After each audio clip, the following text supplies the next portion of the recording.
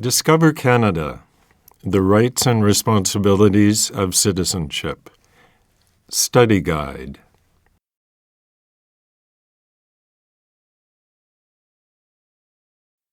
The Oath of Citizenship. I swear, or affirm, that I will be faithful and bear true allegiance to Her Majesty Queen Elizabeth II, Queen of Canada, her heirs and successors, and that I will faithfully observe the laws of Canada and fulfill my duties as a Canadian citizen.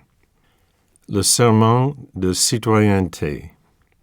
Je jure, ou j'affirme solennellement, que je serai fidèle et porterai sincère allégeance à Sa Majesté, la Reine Élisabeth II, Reine du Canada, à ses héritiers et successeurs, que j'observerai fidèlement les lois du Canada et que je remplirai loyalement mes obligations de citoyen canadien. Understanding the Oath.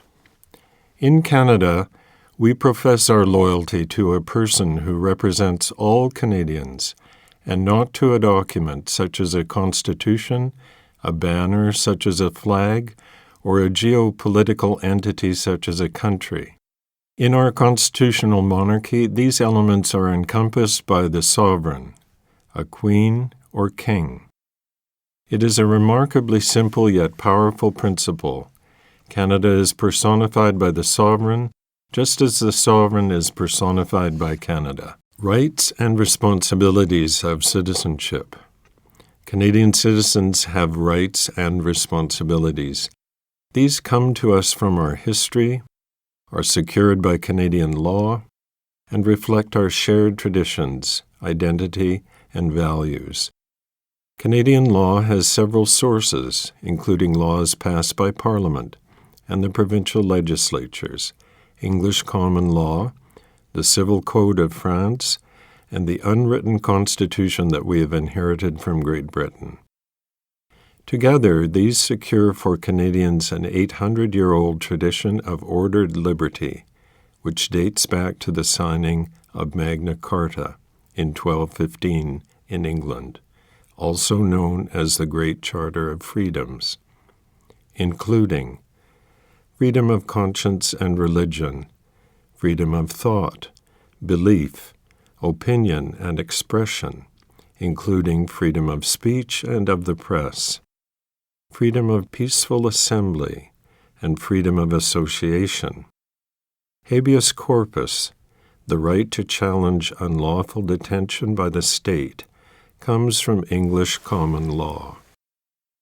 The Constitution of Canada was amended in 1982 to entrench the Canadian Charter of Rights and Freedoms, which begins with the words, "Whereas Canada is founded upon principles that recognize the supremacy of God and the rule of law."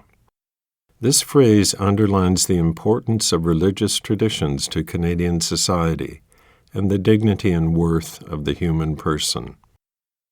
The Charter attempts to summarize fundamental freedoms while also setting out additional rights. The most important of these include mobility rights. Canadians can live and work anywhere they choose in Canada, enter and leave the country freely, and apply for a passport. Aboriginal Peoples' rights. The rights guaranteed in the Charter will not adversely affect any treaty or other rights or freedoms of Aboriginal peoples. Official language rights and minority language educational rights. French and English have equal status in Parliament and throughout the government. Multiculturalism, a fundamental characteristic of the Canadian heritage and identity. Canadians celebrate the gift of one another's presence and work hard to respect pluralism and live in harmony. Caption: Image of Queen Elizabeth II proclaiming the amended Constitution in Ottawa in 1982. The equality of women and men. In Canada, men and women are equal under the law. Canada's openness and generosity do not extend to barbaric cultural practices that tolerate spousal abuse, honor killings, female genital mutilation, forced marriage, or other gender-based violence. Those guilty of these crimes are severely punished under Canada's criminal laws. Citizenship responsibilities. In Canada, rights come with responsibilities. These include obeying the law. One of Canada's founding principles is the rule of law. Individuals and governments are regulated by laws and not by arbitrary actions. No person or group is above the law. Taking responsibility for oneself and one's family, getting a job, taking care of one's family, and working hard in keeping with one's abilities are important Canadian values. Work contributes to personal dignity and self-respect, and to Canada's prosperity. Serving on a jury. When called to do so, you are legally required to serve. Serving on a jury is a privilege that makes the justice system work, as it depends on impartial juries made up of citizens. Voting in elections. The right to vote comes with a responsibility to vote in federal, provincial, or territorial and local elections. Helping others in the community. Millions of volunteers freely donate their time to help others without pay by helping people in need, assisting at your child's school, volunteering at a food bank or other charity, or encouraging newcomers to integrate. Volunteering is an excellent way to gain useful skills and develop friends and contacts. Protecting and enjoying our heritage and environment. Every citizen has a role to play in avoiding waste and pollution while protecting Canada's natural, cultural, and architectural heritage for future generations. Defending Canada. There is no compulsory military service in Canada. However, serving in the regular Canadian Forces, Navy, Army, and Air Force is a noble way to contribute to Canada and an excellent career choice.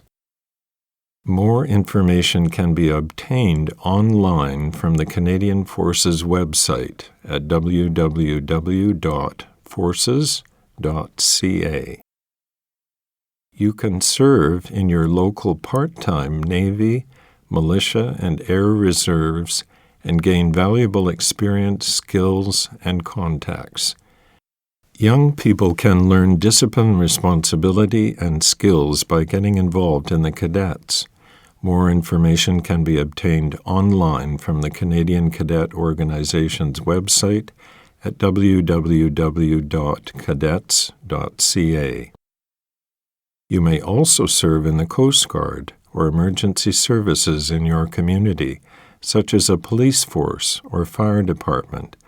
By helping to protect your community, you follow in the footsteps of Canadians before you who made sacrifices in the service of our country. Who we are. Canada is known around the world as a strong and free country. Canadians are proud of their unique identity. We have inherited the oldest continuous constitutional tradition in the world. We are the only constitutional monarchy in North America. Our institutions uphold a commitment to peace, order, and good government, a key phrase in Canada's original constitutional document in 1867, the British North America Act. A belief in ordered liberty, enterprise, hard work, and fair play have enabled Canadians to build a prosperous society in a rugged environment from our Atlantic shores to the Pacific Ocean and to the Arctic Circle. So much so that poets and songwriters have hailed Canada as the Great Dominion. To understand what it means to be Canadian, it is important to know about our three founding peoples, Aboriginal, French, and British. Caption: Images of a Métis man from Alberta. of a Cree dancer, of Inuit children in Iqaluit Nunavut, and of the Haida artist Bill Reid carving a totem pole. Aboriginal Peoples. The ancestors of Aboriginal peoples are believed to have migrated from Asia many thousands of years ago. They were well established here long before explorers from Europe first came to North America. Diverse, vibrant First Nations cultures were rooted in religious beliefs about their relationship to the Creator, the natural environment, and each other. Aboriginal and treaty rights are in the Canadian Constitution. Territorial rights were first guaranteed through the Royal Proclamation of 1763 by King George III and established the basis for negotiating treaties with newcomers, treaties that were not always fully respected.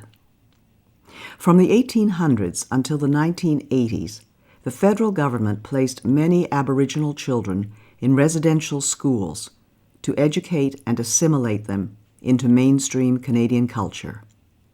The schools were poorly funded and inflicted hardship on the students. Some were physically abused. Aboriginal languages and cultural practices were mostly prohibited. In 2008, Ottawa formally apologized to the former students.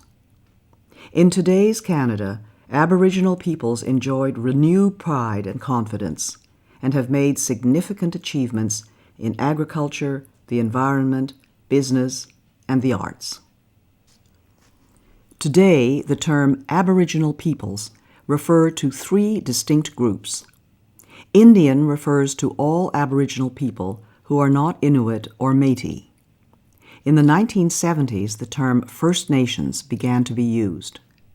Today, about half of First Nations people live on reserve land in about 600 communities, while the other half live off-reserve, mainly in urban centers.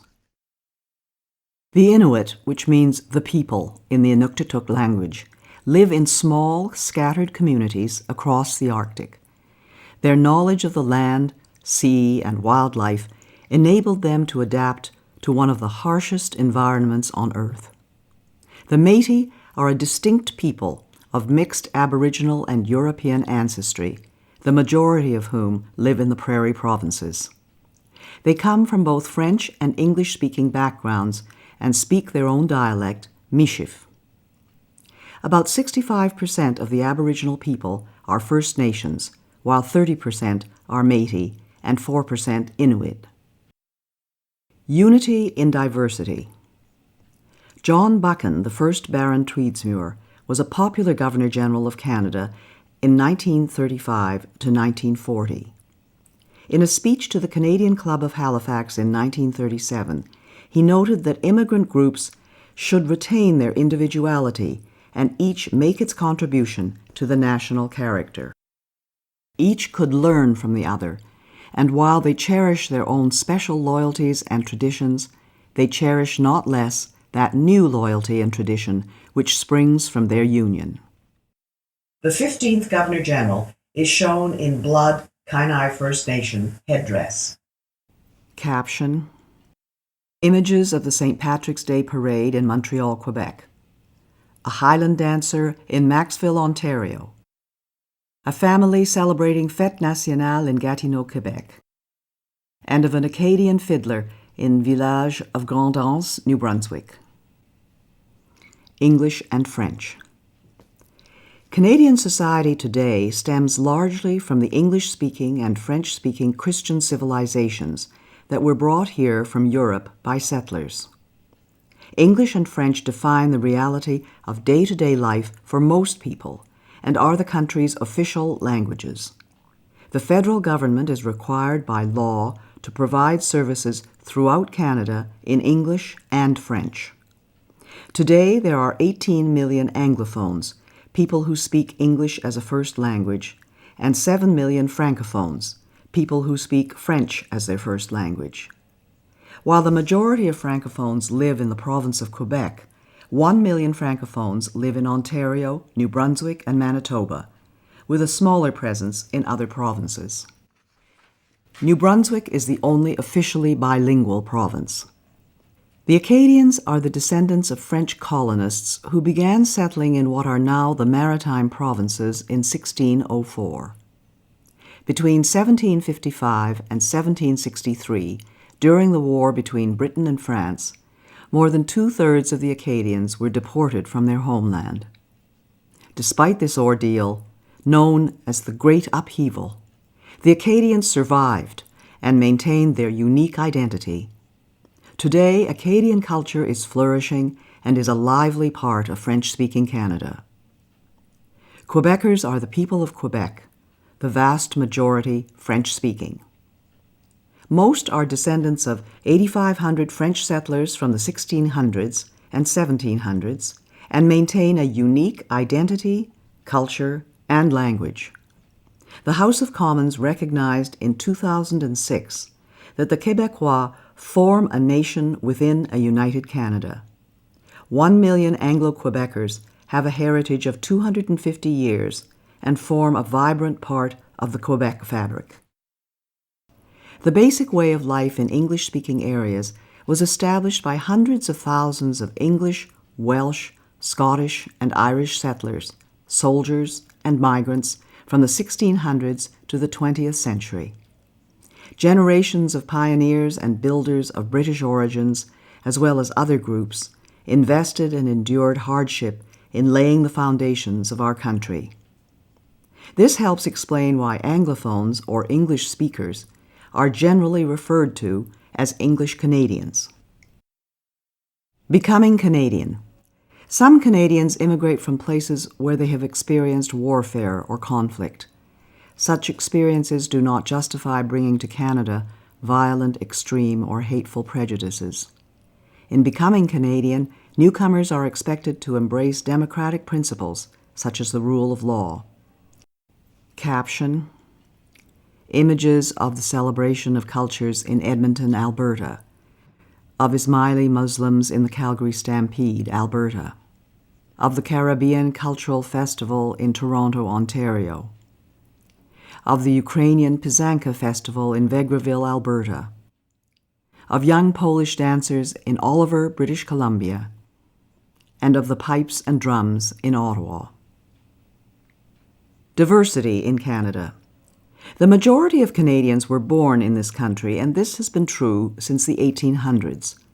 However, Canada is often referred to as a land of immigrants because over the past 200 years, millions of newcomers have helped to build and defend our way of life.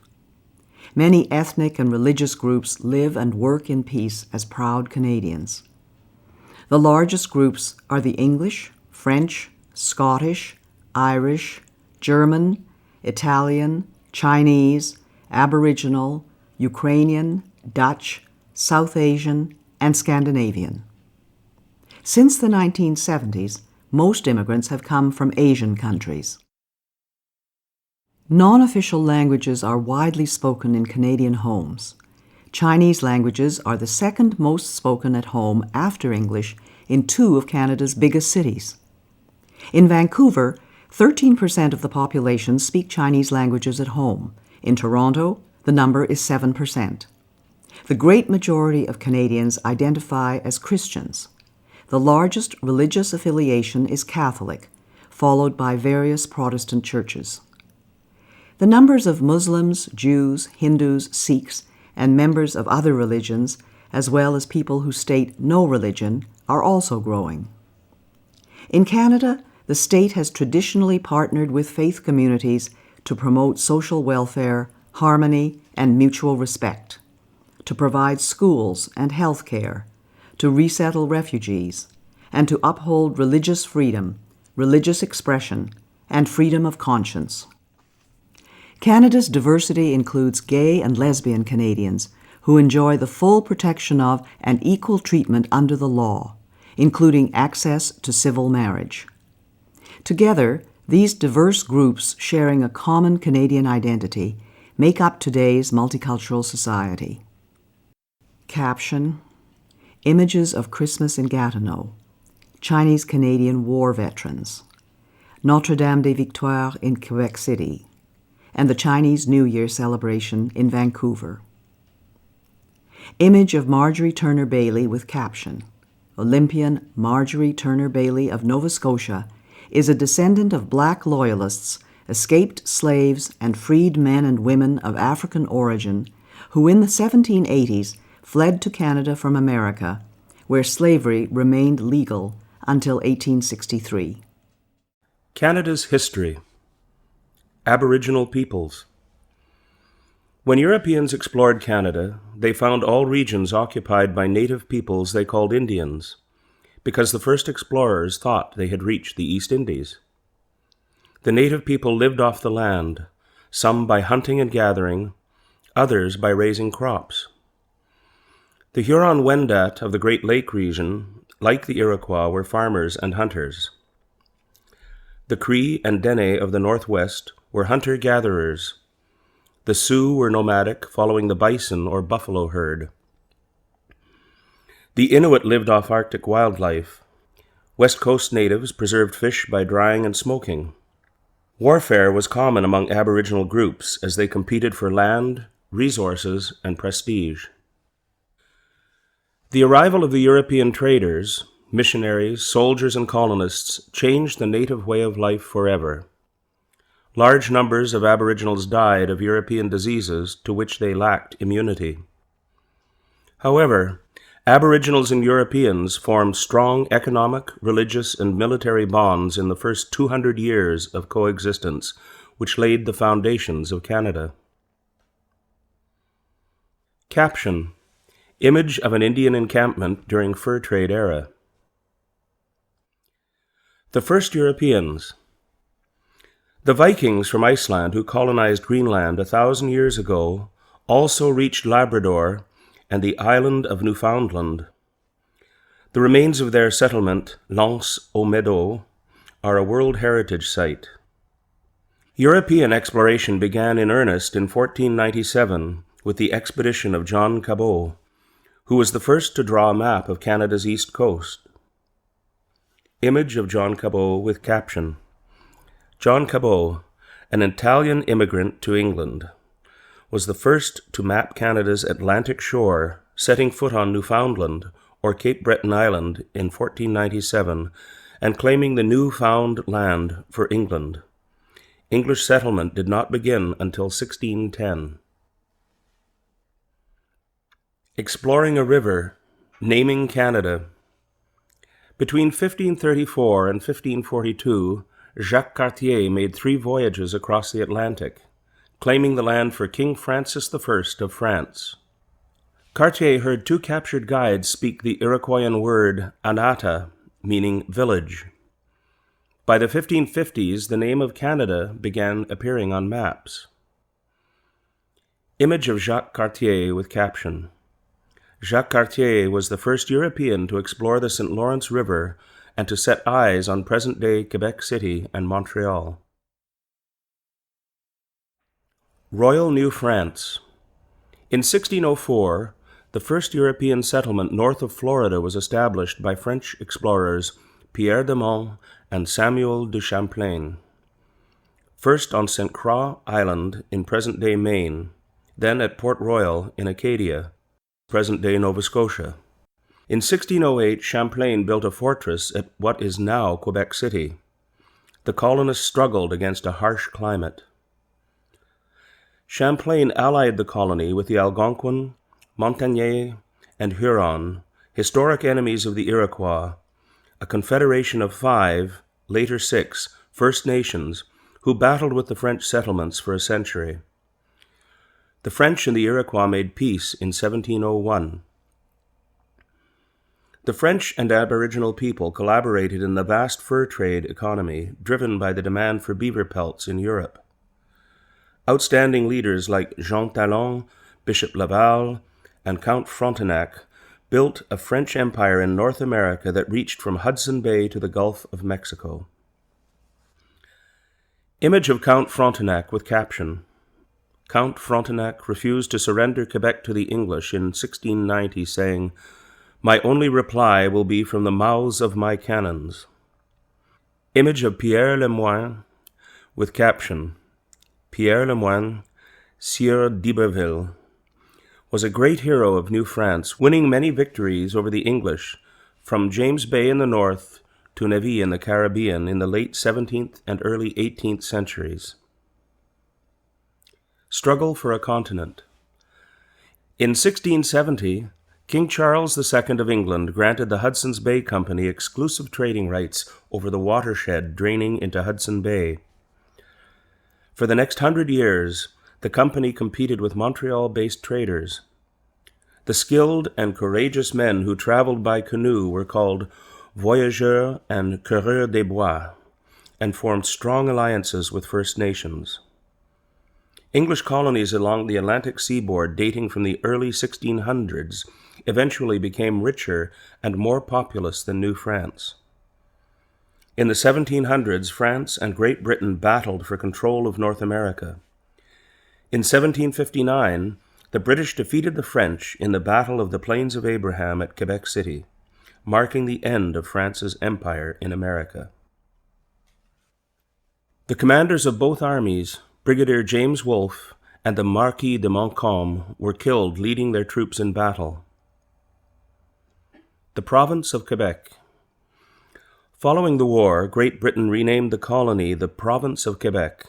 The French-speaking Catholic people known as habitants or Canadiens strove to preserve their way of life in the English-speaking Protestant-ruled British Empire.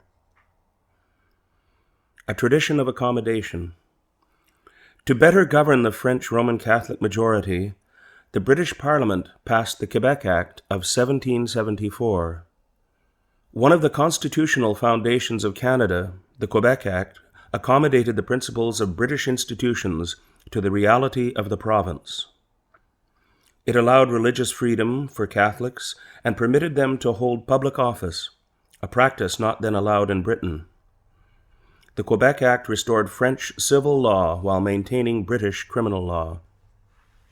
Image of Sir Guy Carleton with caption. Sir Guy Carleton, also called Lord Dorchester, as governor of Quebec, defended the rights of the Canadiens, defeated an American military invasion of Quebec in 1775, and supervised the Loyalist migration to Nova Scotia and Quebec in 1782 and 83. United Empire Loyalists. In 1776, the 13 British colonies to the south of Quebec declared independence and formed the United States. North America was again divided by war. More than 40,000 people loyal to the Crown, called Loyalists, fled the oppression of the American Revolution to settle in Nova Scotia and Quebec. Joseph Brant led thousands of Loyalist Mohawk Indians into Canada. The Loyalists came from Dutch, German, British, Scandinavian, Aboriginal, and other origins, and from Presbyterian, Anglican, Baptist, Methodist, Jewish, Quaker, and Catholic religious backgrounds. About 3,000 black loyalists, freedmen, and slaves came north seeking a better life. In turn, in 1792, some black Nova Scotians who were given poor land moved on to establish Freetown, Sierra Leone, West Africa, a new British colony for freed slaves. The beginnings of democracy. Democratic institutions developed gradually and peacefully. The first representative assembly was elected in Halifax, Nova Scotia in 1758. Prince Edward Island followed in 1773, New Brunswick in 1785. The Constitutional Act of 1791 divided the province of Quebec into Upper Canada, later Ontario, which was mainly Loyalist, Protestant and English-speaking, and Lower Canada, later Quebec, heavily Catholic and French-speaking. The Act also granted to the Canadas, for the first time, legislative assemblies elected by the people. The name Canada also became official at this time and has been used ever since. The Atlantic colonies and the two Canadas were known collectively as British North America. Image of the Assembly of Lower Canada with caption. The first elected Assembly of Lower Canada in Quebec City debates whether to use both French and English, January the 21st, 1793. Abolition of Slavery. Slavery has existed all over the world, from Asia, Africa, and the Middle East to the Americas. The first movement to abolish the transatlantic slave trade emerged in the British Parliament in the late 1700s. In 1793, Upper Canada, led by Lieutenant Governor John Graves Simcoe, a Loyalist military officer, became the first province in the Empire to move toward abolition. In 1807, the British Parliament prohibited the buying and selling of slaves, and in 1833 abolished slavery throughout the Empire. Thousands of slaves escaped from the United States, followed the North Star, and settled in Canada via the Underground Railroad, a Christian anti-slavery network. Image of Lieutenant Colonel John Graves Simcoe with caption. Lieutenant Colonel John Graves Simcoe was Upper Canada's first lieutenant governor and founder of the city of York, now Toronto. Simcoe also made Upper Canada the first province in the British Empire to abolish slavery. Image of Mary Ann Shadd Carey with caption. Mary Ann Shadd Carey was an outspoken activist in the movement to abolish slavery in the USA. In 1853, she became the first woman publisher in Canada, helping to found and edit the Provincial Freeman, a weekly newspaper dedicated to anti-slavery, black immigration to Canada, temperance, urging people to drink less alcohol, and upholding British rule. A growing economy. The first companies in Canada were formed during the French and British regimes and competed for the fur trade. The Hudson's Bay Company, with French, British, and Aboriginal employees, came to dominate the trade in the Northwest, from Fort Garry, now Winnipeg, and Fort Edmonton, to Fort Langley near Vancouver and Fort Victoria, trading posts that later became cities. The first financial institutions opened in the late 18th and early 19th centuries. The Montreal Stock Exchange opened in 1832. For centuries, Canada's economy was based mainly on farming and on exporting natural resources such as fur, fish, and timber, transported by roads, lakes, rivers, and canals. The War of 1812, the fight for Canada. After the defeat of Napoleon Bonaparte's fleet in the Battle of Trafalgar in 1805, the Royal Navy ruled the waves. The British Empire, which included Canada, fought to resist Bonaparte's bid to dominate Europe. This led to American resentment at British interference with their shipping. Believing it would be easy to conquer Canada, the United States launched an invasion in June 1812. The Americans were mistaken. Canadian volunteers and First Nations, including Shawnee, led by Chief Tecumseh, supported British soldiers in Canada's defense. In July, Major General Sir Isaac Brock captured Detroit but was killed while defending against an American attack at Queenston Heights near Niagara Falls, a battle the Americans lost. In 1813, Lieutenant Colonel Charles de Salaberry and 460 soldiers, mostly French-Canadiens, turned back 4,000 American invaders at Châteauguay, south of Montreal. In 1813, the Americans burned Government House and the Parliament buildings in York, now Toronto. In retaliation in 1814, Major General Robert Ross led an expedition from Nova Scotia that burned down the White House and other public buildings in Washington, D.C. Ross died in battle soon afterwards and was buried in Halifax with full military honors. By 1814, the American attempt to conquer Canada had failed. The British paid for a costly Canadian defense system, including the citadels at Halifax and Quebec City, the naval dry dock at Halifax and Fort Henry at Kingston, today popular historic sites. The present-day Canada-USA border is partly an outcome of the War of 1812, which ensured that Canada would remain independent of the United States. Image of a Royal Navy frigate with caption, HMS Shannon, a Royal Navy frigate, leads the captured USS Chesapeake into Halifax Harbor, 1813. There were also naval battles on the Great Lakes. Image of Brock and Tecumseh with caption, Major General Sir Isaac Brock and Chief Tecumseh. Together, British troops, First Nations, and Canadian volunteers defeated an American invasion in 1812 to 1814. Image of a militiaman with caption, French-Canadian militiaman helped defend Canada in the War of 1812. Image of the Duke of Wellington with caption, The Duke of Wellington sent some of his best soldiers to defend Canada in 1814. He then chose Bytown, Ottawa, as the endpoint of the Rideau Canal, part of a network of forts to prevent the USA from invading Canada again. Wellington, who defeated Napoleon in 1815, therefore played a direct role in founding the national capital.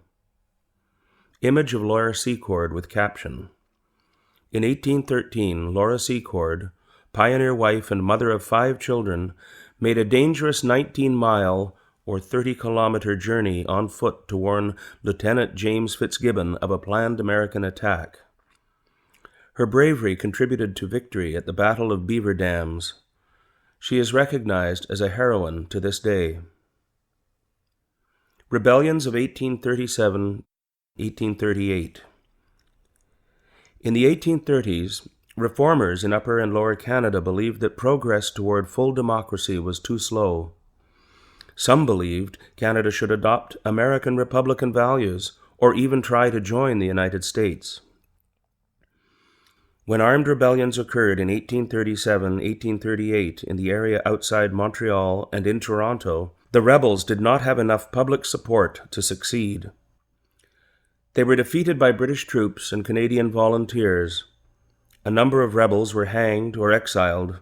Some exiles later returned to Canada.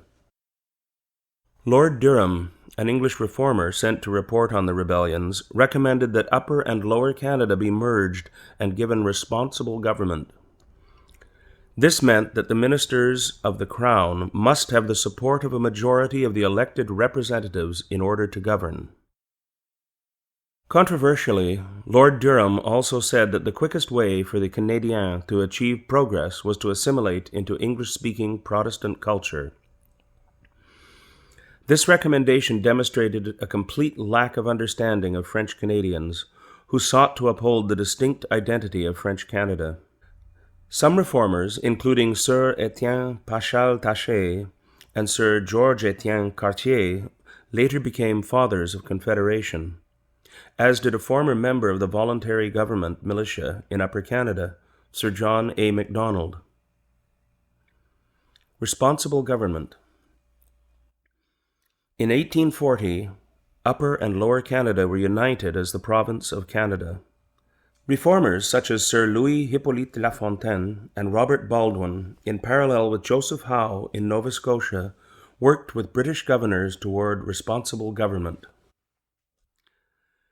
The first British North American colony to attain full responsible government was Nova Scotia in 1847 to 1848. In 1848 and 1849, the Governor of United Canada, Lord Elgin, with encouragement from London, introduced responsible government. This is the system that we have today. If the government loses a confidence vote in the Assembly, it must resign. Lafontaine, a champion of democracy and French language rights, became the first leader of a responsible government in the Canadas.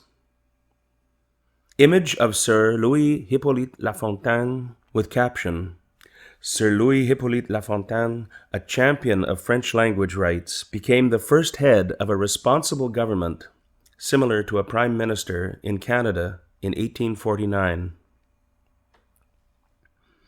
Confederation. From 1864 to 1867, representatives of Nova Scotia, New Brunswick, and the province of Canada, with British support, worked together to establish a new country. These men are known as the Fathers of Confederation. They created two levels of government, federal and provincial.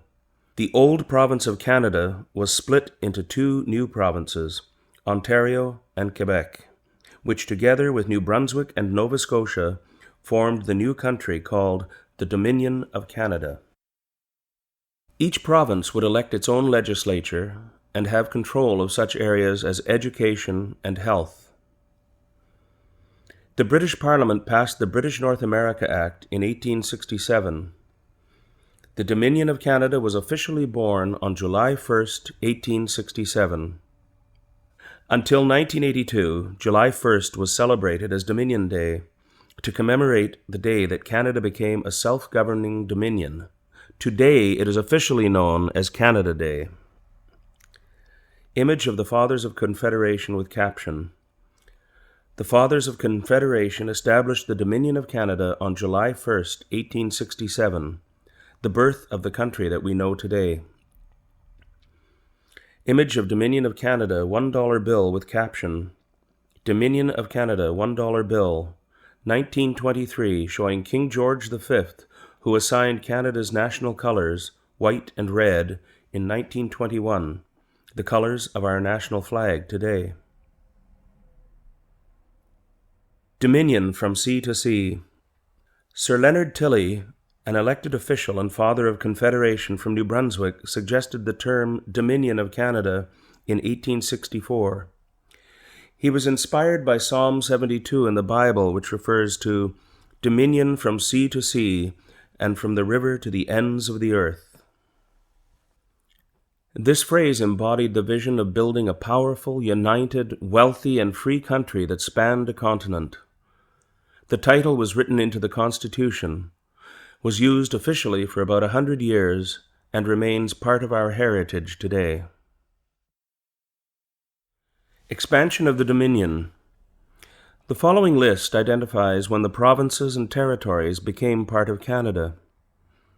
1867, Ontario, Quebec, Nova Scotia, and New Brunswick. 1870, Manitoba and the Northwest Territories. 1871, British Columbia. 1873, Prince Edward Island. 1880, the Arctic Islands were transferred to the Northwest Territories. 1898, the Yukon Territory. 1905, Alberta and Saskatchewan. 1949, Newfoundland and Labrador. 1999, Nunavut. Did you know?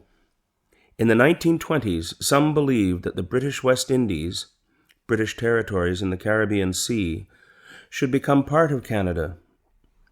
This did not occur, though Canada and Commonwealth Caribbean countries and territories enjoy close ties today.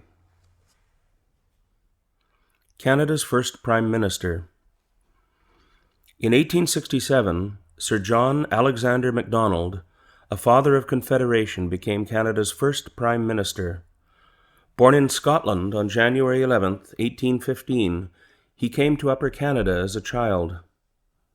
He was a lawyer in Kingston, Ontario, a gifted politician, and a colorful personality.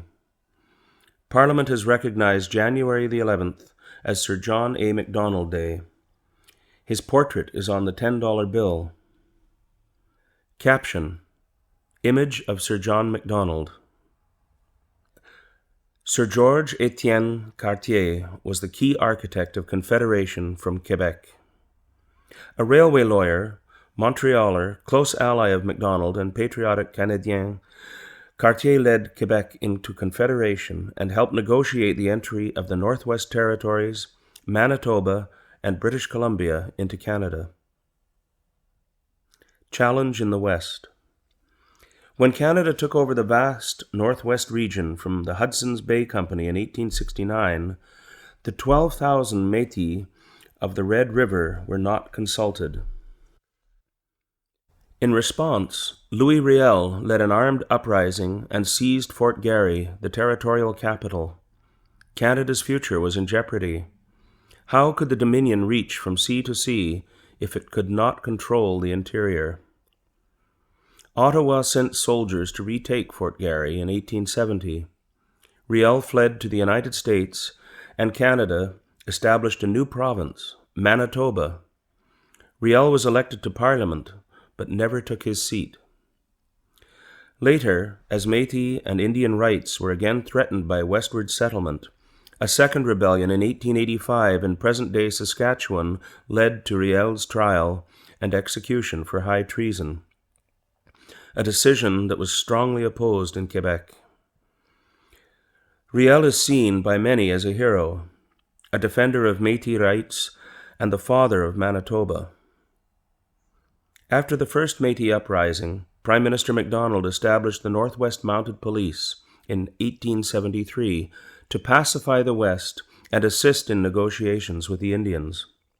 The Northwest Mounted Police founded Fort Calgary, Fort Macleod, and other centers that today are cities and towns. Regina became its headquarters. Today, the Royal Canadian Mounted Police, RCMP, or the Mounties, are the national police force and one of Canada's best-known symbols. Some of Canada's most colourful heroes, such as Major General Sir Sam Steele, came from the ranks of the Mounties.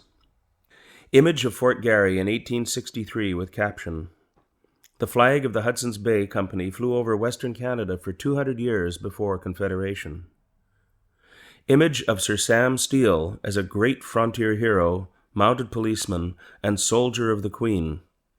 Image of Gabriel Dumont as part of the Métis resistance.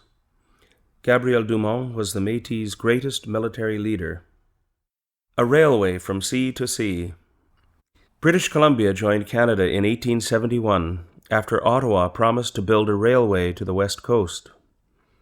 On November 7, 1885, a powerful symbol of unity was completed when Donald Smith, Lord Strathcona, the Scottish-born director of the Canadian Pacific Railway, or CPR, drove the last spike. The project was financed by British and American investors and built by both European and Chinese labor. Afterwards, the Chinese were subject to discrimination, including the head tax, a race-based entry fee. The Government of Canada apologized in 2006 for this discriminatory policy. After many years of heroic work, the CPR's ribbons of steel fulfilled a national dream. Image of a train and crew members with caption, "Members of the train crew pose with a westbound Pacific Express at the first crossing of the Illecillewaet River near Glacier in British Columbia in 1886. Image of a Chinese workers' camp on the CPR, Kamloops, in British Columbia in 1886. Moving westward, Canada's economy grew and became more industrialized during the economic boom of the 1890s and early 1900s. 1 million British and 1 million Americans immigrated to Canada at this time. Sir Wilfrid Laurier became the first French-Canadian Prime Minister since Confederation and encouraged immigration to the West. His portrait is on the $5 bill. The railway made it possible for immigrants, including 170,000 Ukrainians, 115,000 Poles, and tens of thousands from Germany, France, Norway, and Sweden to settle in the West before 1914 and develop a thriving agricultural sector. The First World War. Most Canadians were proud to be part of the British Empire. Over 7,000 volunteered to fight in the South African War from 1899 to 1902, popularly known as the Boer War, and over 260 died. In 1900, Canadians took part in the battles of Paardeberg, Horse Mountain, and Lillefontaine, victories that strengthened national pride in Canada. When Germany attacked Belgium and France in 1914 and Britain declared war, Ottawa formed the Canadian Expeditionary Force, later the Canadian Corps. More than 600,000 Canadians served in the war, most of them volunteers, out of a total population of 8 million. On the battlefield, the Canadians proved to be tough, innovative soldiers. Canada shared in the tragedy and triumph of the Western Front. The Canadian Corps captured Vimy Ridge in April 1917 with 10,000 killed or wounded, securing the Canadians' reputation for valor as the shock troops of the British Empire. One Canadian officer said, "It was Canada from the Atlantic to the Pacific on parade. In those few minutes, I witnessed the birth of a nation." April 9th is celebrated as Vimy Day. Regrettably, from 1914 to 1920, Ottawa interned over 8,000 former Austro-Hungarian subjects, mainly Ukrainian men, as enemy aliens in 24 labor camps across Canada, even though Britain advised against the policy. In 1918, under the command of General Sir Arthur Currie, Canada's greatest soldier, the Canadian Corps advanced alongside the French and British Empire troops in the last 100 days. These included the victorious Battle of Amiens on August 8, 1918, which the Germans called the Black Day of the German Army, followed by Arras, Canal du Nord, Cambrai, and Mons. With Germany and Austria's surrender, the war ended in the armistice on November 11, 1918. In total, 60,000 Canadians were killed and 170,000 wounded.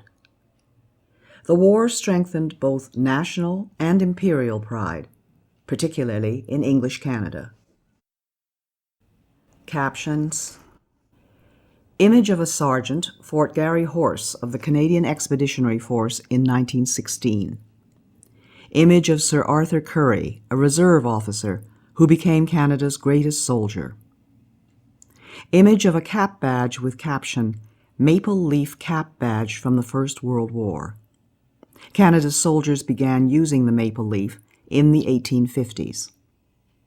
Image of the Vimy Memorial with caption, "The Vimy Memorial in France honors those who served and died in the Battle of Vimy Ridge on April 9, 1917, the first British victory of the First World War." Women get the vote.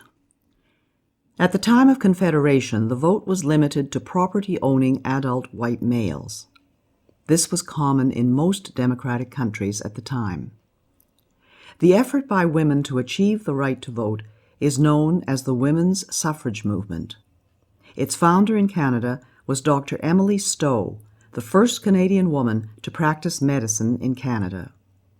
In 1916, Manitoba became the first province to grant voting rights to women. In 1917, thanks to the leadership of women such as Dr. Stowe and other suffragettes, the federal government of Sir Robert Borden gave women the right to vote in federal elections, first to nurses at the battlefront, then to women who were related to men in active wartime service. In 1918, most Canadian female citizens aged 21 and over were granted the right to vote in federal elections. In 1921, Agnes MacPhail, a farmer and teacher, became the first woman MP. Due to the work of Thérèse Casgrain and others, Quebec granted women the vote in 1940. Image of Agnes MacPhail. Image of a nurse with caption, "More than 3,000 nurses, nicknamed Bluebirds, served in the Royal Canadian Army Medical Corps, 2,500 of them overseas."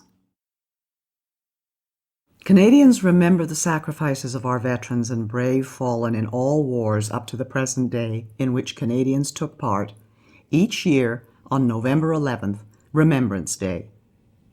Canadians wear the red poppy and observe a moment of silence at the 11th hour of the 11th day of the 11th month to honor the sacrifices of over 1 million brave men and women who have served and the 110,000 who have given their lives. Canadian Medical Officer Lieutenant Colonel John McCrae composed the poem In Flanders Fields in 1915. It is often recited on Remembrance Day. In Flanders Fields, the poppies blow between the crosses, row on row that mark our place, and in the sky the larks, still bravely singing, flies scarce heard amid the guns below. We are the dead. Short days ago we lived, felt dawn, saw sunset glow, loved and were loved, and now we lie in Flanders fields. Take up our quarrel with the foe. To you from failing hands we throw the torch. Be yours to hold it high. If ye break faith with us who die, we shall not sleep, though poppies grow in Flanders fields. Caption: Images of Canadian soldiers observing Remembrance Day. Of a Remembrance Day poppy. Of a Canadian War veteran. And of scouts holding a Remembrance Day wreath. Between the wars. After the First World War, the British Empire evolved into a free association of states known as the British Commonwealth of Nations. Canada remains a leading member of the Commonwealth to this day, together with other successor states of the Empire such as India, Australia, New Zealand, and several African and Caribbean countries. The Roaring Twenties were boom times with prosperity for businesses and low unemployment. The stock market crash of 1929, however, led to the Great Depression, or the Dirty Thirties. Unemployment reached 27% in 1933, and many businesses were wiped out. Farmers in Western Canada were hit hardest by low grain prices and a terrible drought. There was growing demand for the government to create a social safety net with minimum wages, a standard work week, and programs such as unemployment insurance. The Bank of Canada, a central bank to manage the money supply and bring stability to the financial system, was created in 1934. Immigration dropped, and many refugees were turned away, including Jews trying to flee Nazi Germany in 1939. Caption: Image of Phil Edwards with caption: Phil Edwards was a Canadian track and field champion. Born in British Guyana, he won bronze medals for Canada in the 1928, 1932, and 1936 Olympics, then graduated from McGill University Medical School. He served as a captain in the Canadian Army during the Second World War, and as a Montreal doctor, became an expert in tropical diseases. The D-Day invasion, June 6, 1944. In order to defeat Nazism and fascism, the Allies invaded Nazi-occupied Europe. Canadians took part in the liberation of Italy in 1943 to 1944. In the epic invasion of Normandy in northern France on June 6, 1944, known as D-Day, 15,000 Canadian troops stormed and captured Juno Beach from the German army, a great national achievement. Approximately 1 in 10 Allied soldiers on D-Day was Canadian.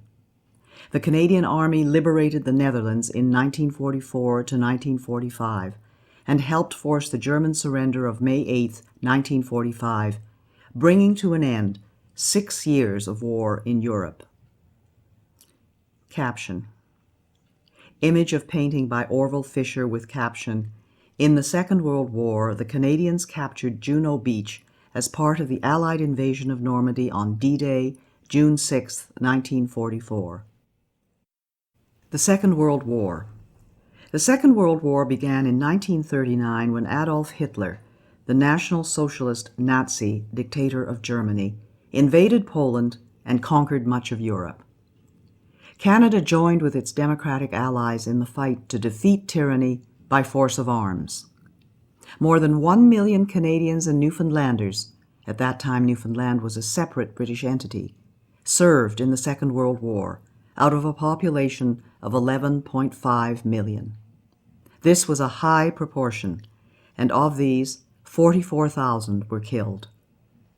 The Canadians fought bravely and suffered losses in the unsuccessful defense of Hong Kong in 1941 from attack by Imperial Japan, and in a failed raid on Nazi-controlled Dieppe on the coast of France in 1942.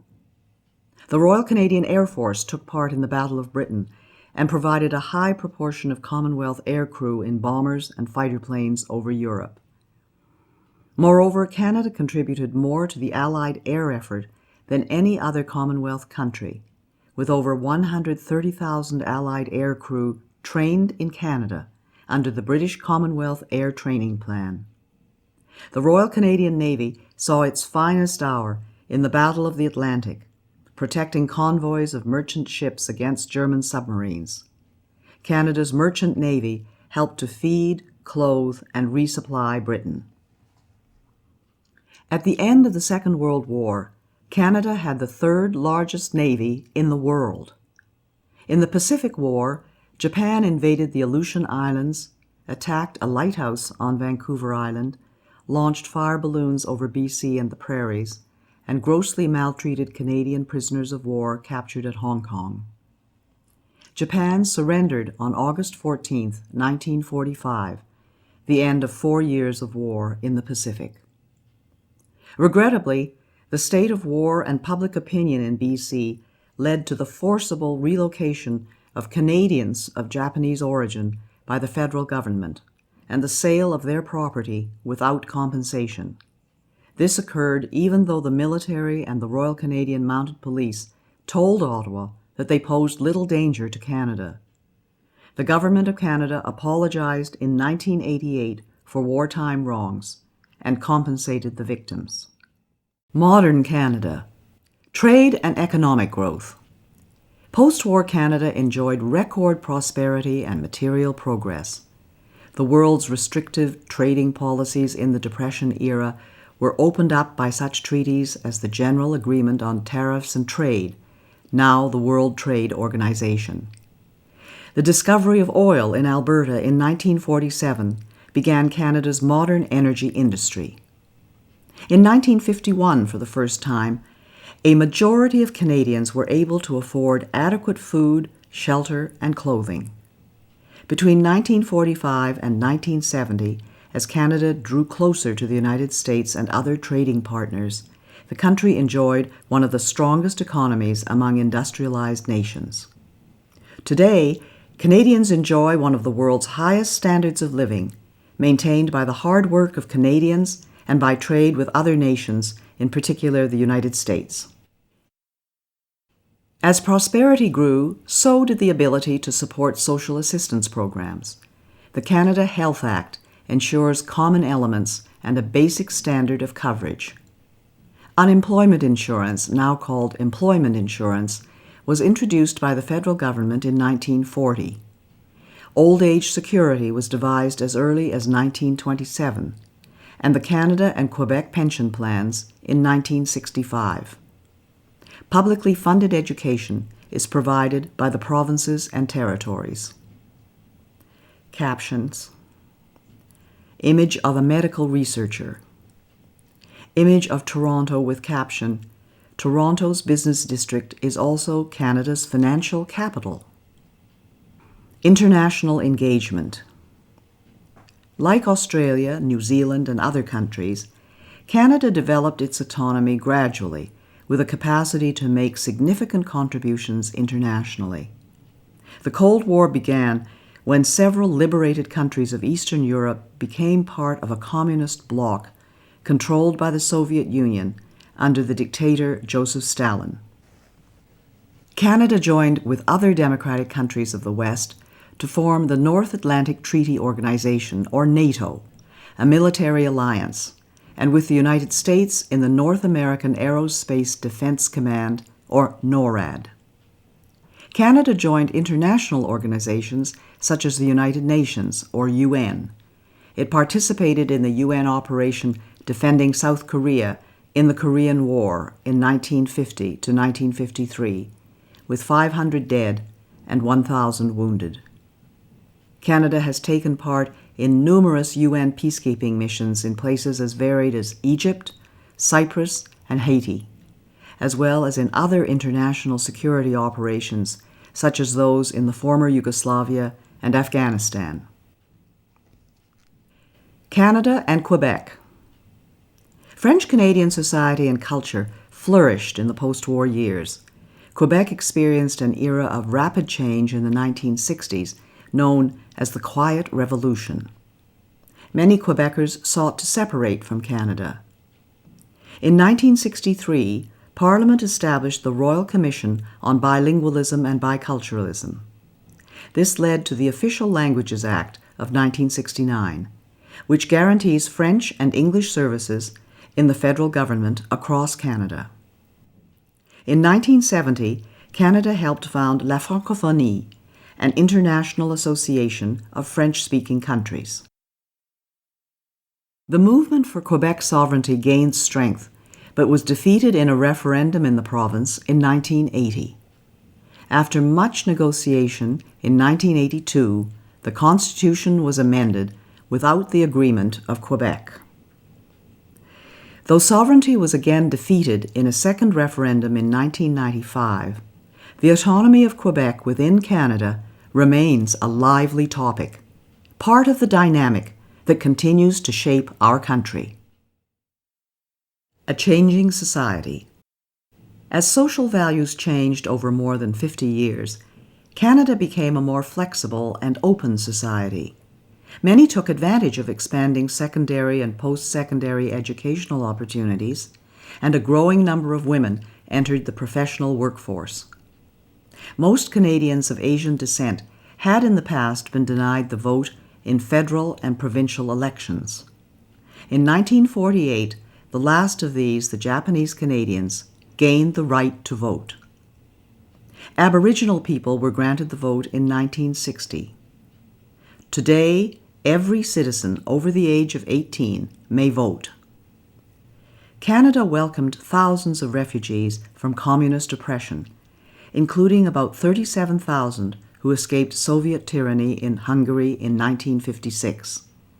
With the communist victory in the Vietnam War in 1975, many Vietnamese fled, including over 50,000 who sought refuge in Canada. The idea of multiculturalism as a result of 19th and 20th century immigration gained a new impetus. By the 1960s, 1/3 of Canadians had origins that were neither British nor French, and took pride in preserving their distinct culture in the Canadian fabric. Today, diversity enriches Canadians' lives, particularly in our cities. Captions.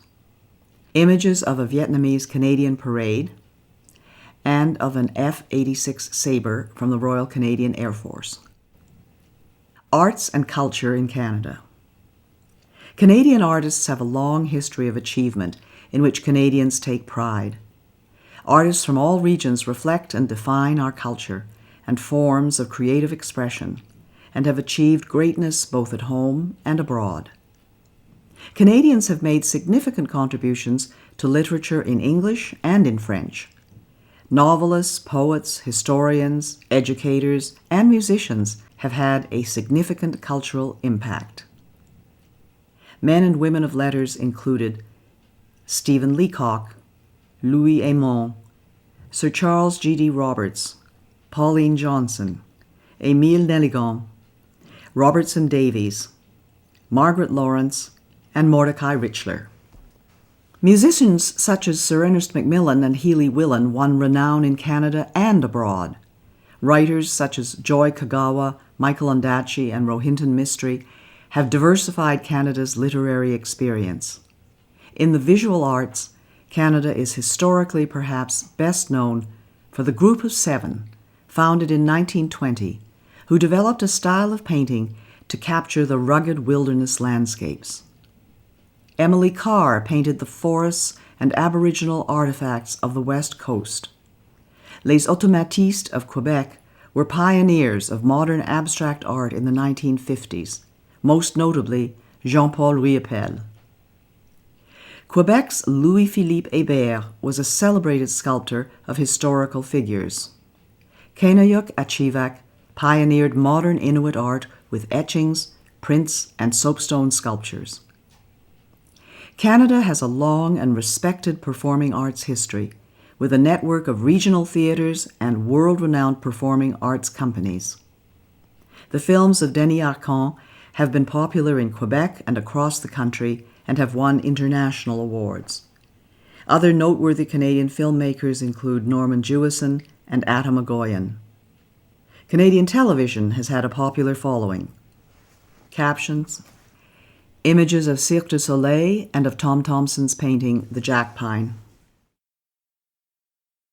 Sports have flourished as all provinces and territories have produced amateur and professional star athletes and Olympic medal winners. Basketball was invented by Canadian James Naismith in 1891. Many major league sports boast Canadian talent, and in the national sport of ice hockey, Canadian teams have dominated the world. In 1996, at the Olympic Summer Games, Donovan Bailey became a world record sprinter and double Olympic gold medalist. Chantal Petitclerc became a world champion wheelchair racer and Paralympic gold medalist. One of the greatest hockey players of all time, Wayne Gretzky, played for the Edmonton Oilers from 1979 to 1988. In 1980, Terry Fox, a British Columbian who lost his right leg to cancer at the age of 18, began a cross-country run, the Marathon of Hope, to raise money for cancer research. He became a hero to Canadians. While he did not finish the run and ultimately lost his battle with cancer, his legacy continues through yearly fundraising events in his name. In 1985, fellow British Columbian Rick Hansen circled the globe in a wheelchair to raise funds for spinal cord research. Canadian advances in science and technology are world-renowned and have changed the way the world communicates and does business. Marshall McLuhan and Harold Innis were pioneer thinkers. Science and research in Canada have won international recognition and attracted world-class students, academics, and entrepreneurs engaged in medical research, telecommunications, and other fields. Since 1989, the Canadian Space Agency and Canadian astronauts have participated in space exploration, often using the Canadian-designed and built Canadarm. Gerhard Hertzberg, a refugee from Nazi Germany, John Polanyi, Sidney Altman, Richard E. Taylor, Michael Smith, and Bertram Brockhaus were Nobel Prize-winning scientists. Captions: images of Donovan Bailey, Chantal Petitclerc, Terry Fox, and Wayne Gretzky. Image of Mark Tewksbury with caption, Mark Tewksbury, Olympic gold medalist and prominent activist for gay and lesbian Canadians. Image of Paul Henderson with caption, in 1972, Paul Henderson scored the winning goal for Canada in the Canada-Soviet Summit Series. This goal is often referred to as the goal heard around the world and is still remembered today as an important event in both sports and cultural history. Image of Catriona LeMay Doan with caption, Catriona LeMay Doan carries the flag after winning a gold medal in speed skating at the 2002 Olympic Winter Games. Image of a Canadian football game with caption, Canadian football is a popular game that differs in a number of ways from American football. Professional teams in the Canadian Football League, CFL, compete for the Championship Grey Cup, donated by Lord Grey, the Governor-General, in 1909. Great Canadian discoveries and inventions. Canadians have made various discoveries and inventions. Some of the most famous are listed below. Alexander Graham Bell hit on the idea of the telephone at his summer house in Canada. Joseph Armand Bombardier invented the snowmobile, a lightweight winter vehicle. Sir Sandford Fleming invented the worldwide system of standard time zones. Matthew Evans and Henry Woodward together invented the first electric light bulb and later sold the patent to Thomas Edison, who more famously commercialized the light bulb. Reginald Fessenden contributed to the invention of radio, sending the first wireless voice message in the world. Dr. Wilder Penfield was a pioneering brain surgeon at McGill University in Montreal and was known as the greatest living Canadian. Dr. John A. Hopps invented the first cardiac pacemaker, used today to save the lives of people with heart disorders. Spar Aerospace and the National Research Council invented the Canadarm, a robotic arm used in outer space. Mike Lazaradis and Jim Balsillie of Research in Motion, a wireless communications company known for its most famous invention, the BlackBerry. Caption: Image of Canadian scientific innovation at work with Canadarm 2. Image of Sir Frederick Banting with caption: Sir Frederick Banting of Toronto and Charles Best discovered insulin, a hormone to treat diabetes that has saved 16 million lives worldwide. Want to learn more about Canada's history? Visit a museum or national historic site. Through artifacts, works of art, stories, images, and documents, museums explore the diverse events and accomplishments that formed Canada's history. Museums can be found in almost every city and town across Canada. National historic sites are located in all provinces and territories and include such diverse places as battlefields, archaeological sites, buildings, and sacred spaces. To find a museum or national historic site in your community or region, visit the websites of the Virtual Museum of Canada and Parks Canada listed at the end of this guide. The prosperity and diversity of our country depend on all Canadians working together to face challenges of the future. In seeking to become a citizen, you are joining a country that with your active participation will continue to grow and thrive. How will you make your contribution to Canada? How Canadians govern themselves. There are three key facts about Canada's system of government. Our country is a federal state, a parliamentary democracy, and a constitutional monarchy. Caption: Image of Queen Elizabeth II during the opening of the Parliament in 1957. Image of the Parliament Hill in Ottawa. Federal state. There are federal, provincial, territorial, and municipal governments in Canada. The responsibilities of the federal and provincial governments were defined in 1867 in the British North America Act, now known as the Constitution Act, 1867. In our federal state, the federal government takes responsibility for matters of national and international concern. These include defense, foreign policy, interprovincial trade and communications, currency, navigation, criminal law, and citizenship. The provinces are responsible for municipal government, education, health, natural resources, property and civil rights, and highways. The federal government and the provinces share jurisdiction over agriculture and immigration. Federalism allows different provinces to adopt policies tailored to their own populations and gives provinces the flexibility to experiment with new ideas and policies. Every province has its own elected legislative assembly, like the House of Commons in Ottawa. The three northern territories, which have small populations, do not have the status of provinces, but their governments and assemblies carry out many of the same functions. Parliamentary democracy. In Canada's parliamentary democracy, the people elect members to the House of Commons in Ottawa and to the provincial and territorial legislatures. These representatives are responsible for passing laws, approving and monitoring expenditures, and keeping the government accountable.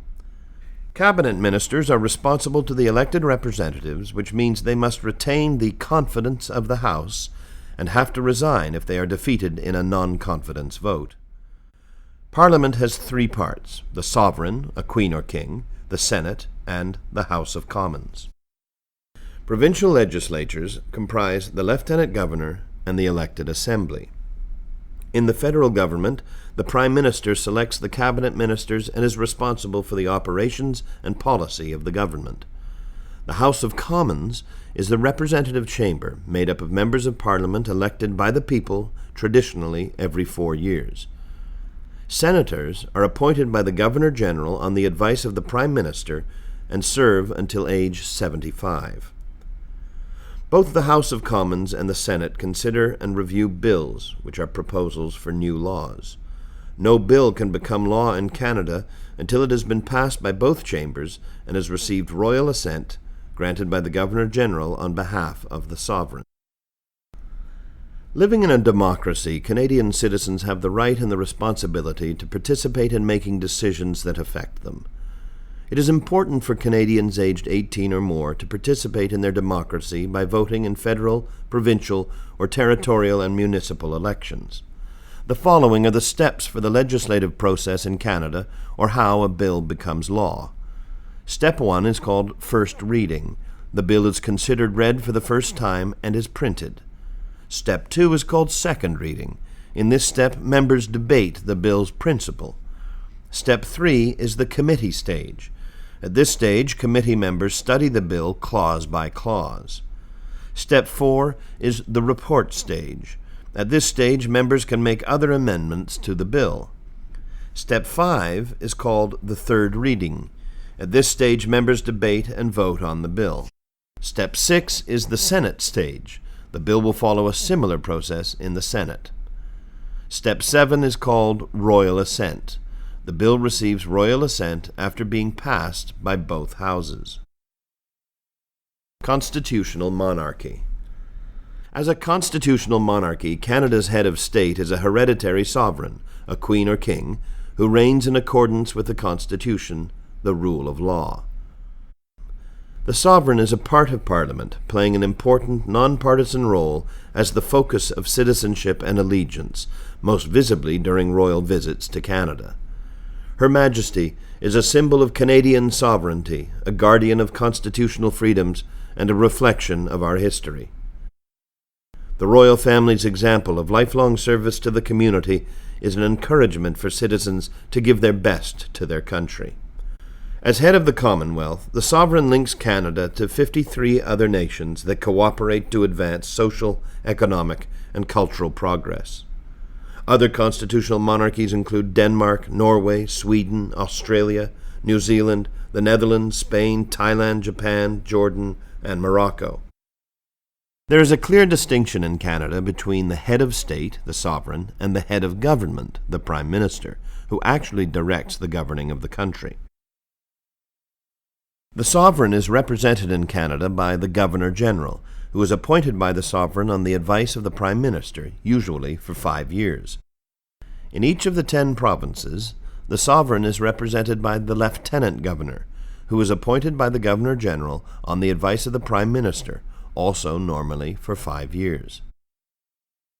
The interplay between the 3 branches of governments, the executive, legislative, and judicial, which work together but also sometimes in creative tension, helps to secure the rights and freedoms of Canadians.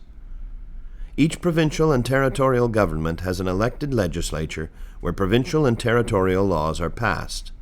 Depending on the province or territory, the members of the legislature are called members of the Legislative Assembly, or MLAs, members of the National Assembly, or MNAs, members of the Provincial Parliament, or MPPs, or members of the House of Assembly, or MHAs. In each province, the Premier has a role similar to that of the Prime Minister in the federal government, just as the Lieutenant Governor has a role similar to that of the Governor-General. In the 3 territories, the Commissioner represents the federal government and plays a ceremonial role. Caption: Image of the Governor-General David Johnston, Canada's 28th Governor-General since the Confederation. Canada's system of government. Parliament is comprised of 3 elements: the sovereign, who is represented in Canada by the Governor-General, the Senate, which is appointed on the Prime Minister's recommendation, and the House of Commons, which is elected by voters. The 3 branches of government are the executive branch, the legislative branch, and the judicial branch. The executive branch consists of the Prime Minister and the Cabinet. The legislative branch consists of the Parliament. The judicial branch consists of the different levels of courts in Canada. At the highest level, there is the Supreme Court of Canada, which consists of 9 judges that are appointed by the Governor-General.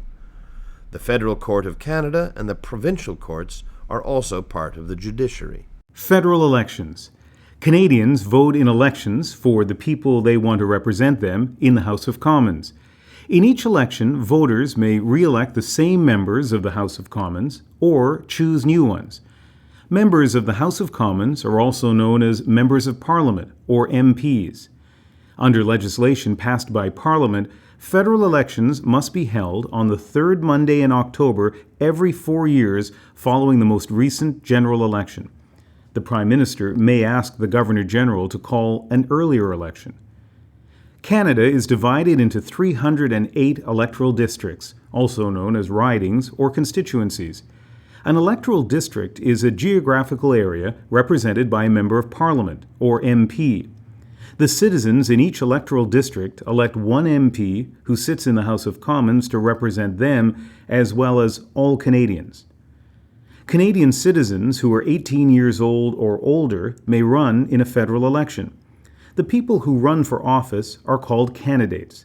There can be many candidates in an electoral district. The people in each electoral district vote for the candidate and political party of their choice. The candidate who receives the most votes becomes the MP for that electoral district.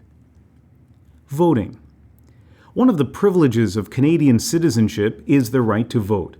You are eligible to vote in a federal election or cast a ballot in a federal referendum if you are a Canadian citizen and at least 18 years old on voting day and on the voters list. The voters list used during federal elections and referendums are produced from the National Register of Electors by a neutral agency of Parliament called Elections Canada. This is a permanent database of Canadian citizens 18 years of age or older who are qualified to vote in federal elections and referendums. Once an election has been called, Elections Canada mails a voter information card to each elector whose name is in the National Register of Electors. The card lists when and where you vote and the number to call if you require an interpreter or other special services. Even if you choose not to be listed in the National Register of Electors or do not receive a voter information card, you can still be added to the voters list at any time, including on Election Day. To vote either on Election Day or at advance polls, go to the polling station listed on your voter information card. Caption: Image of the House of Commons chamber. Secret ballot. Canadian law secures the right to a secret ballot. This means that no one can watch you vote, and no one should look at how you voted. You may choose to discuss how you voted with others, but no one, including family members, your employer, or union representative, has the right to insist that you tell them how you voted. Immediately after the polling stations close, election officers count the ballots, and the results are announced on radio and television and in the newspapers. After an election. Ordinarily, after an election, the leader of the political party with the most seats in the House of Commons is invited by the Governor-General to form the government. After being appointed by the Governor-General, the leader of this party becomes the Prime Minister. If the party in power holds at least half of the seats in the House of Commons, this is called a majority government. If the party in power holds less than half of the seats in the House of Commons, this is called a minority government. The Prime Minister and the party in power run the government as long as they have the support or confidence of the majority of the MPs. When the House of Commons votes on a major issue such as the budget, this is considered a matter of confidence. If a majority of the members of the House of Commons vote against a major government decision, the party in power is defeated, which usually results in the Prime Minister asking the Governor-General, on behalf of the sovereign, to call an election. The Prime Minister chooses the ministers of the Crown, most of them from among members of the House of Commons. Cabinet ministers are responsible for running the federal government departments. The Prime Minister and the Cabinet ministers are called the Cabinet, and they make important decisions about how the country is governed. They prepare the budget and propose most new laws. Their decisions can be questioned by all members of the House of Commons. The opposition party, with the most members of the House of Commons, is the official opposition, or Her Majesty's loyal opposition. The role of opposition parties is to peacefully oppose or try to improve government proposals. There are three major political parties currently represented in the House of Commons: the Conservative Party, Liberal Party, and New Democratic Party. Caption: Image of the House of Commons in session. Voting procedures during an election period. The following provides more information about voting in Canada. The Voter Information Card. Electors whose information is in the National Register of Electors will receive a Voter Information Card. This confirms that your name is on the voters list and states when and where you vote.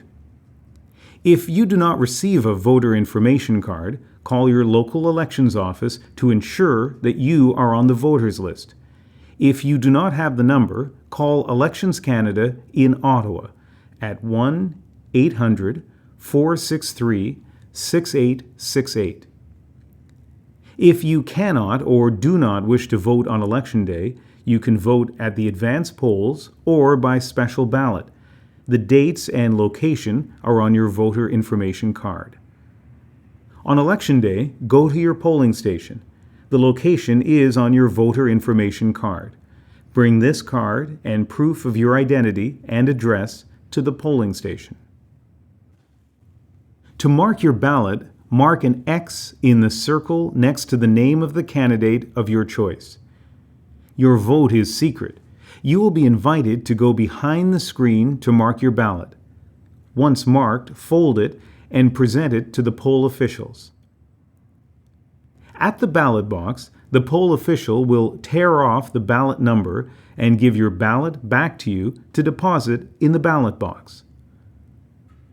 When the polls close, every ballot is counted and the results are made public.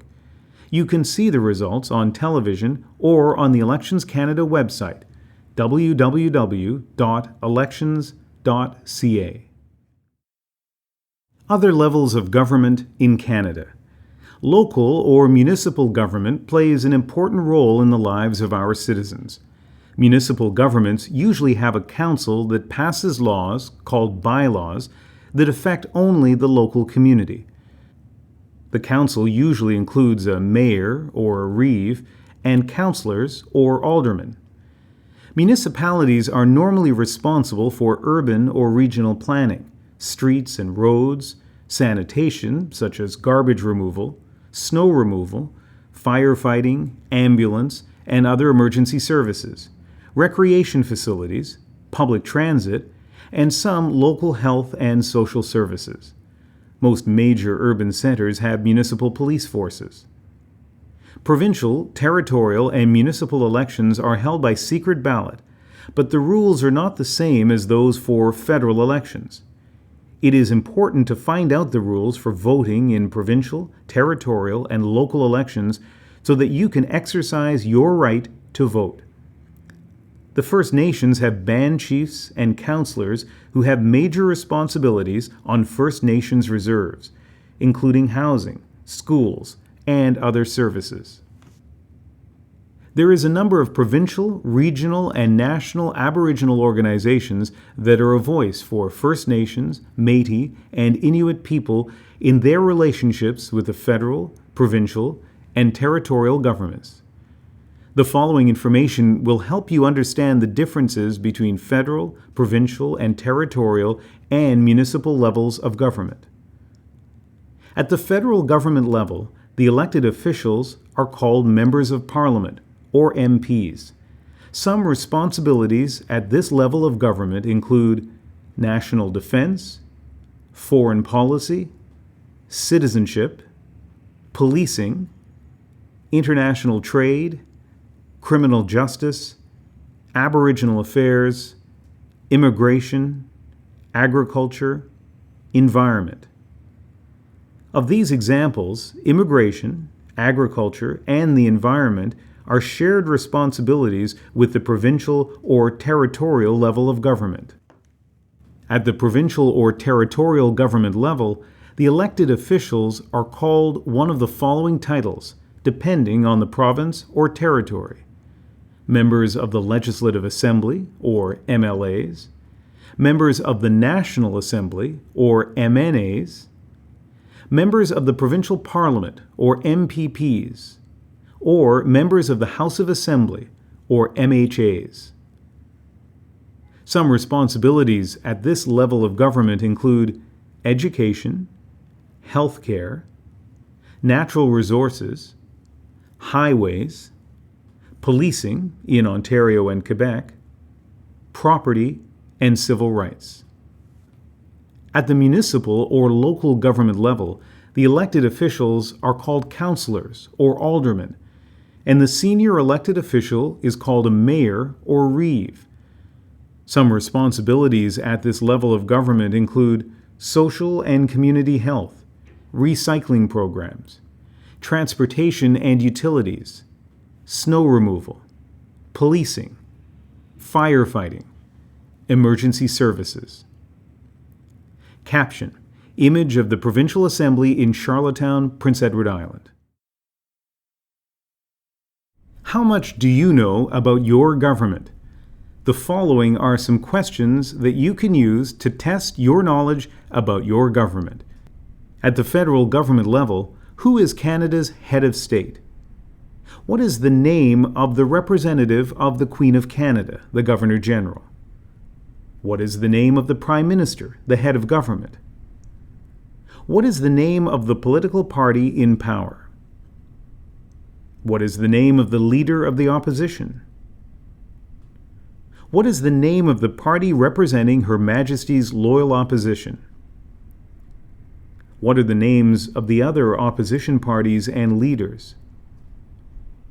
Who is your Member of Parliament, or MP, in Ottawa? What is your federal electoral district called?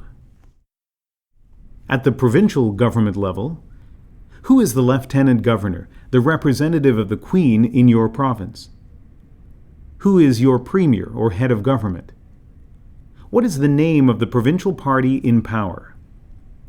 What are the names of the provincial opposition parties and leaders? Who is your provincial representative?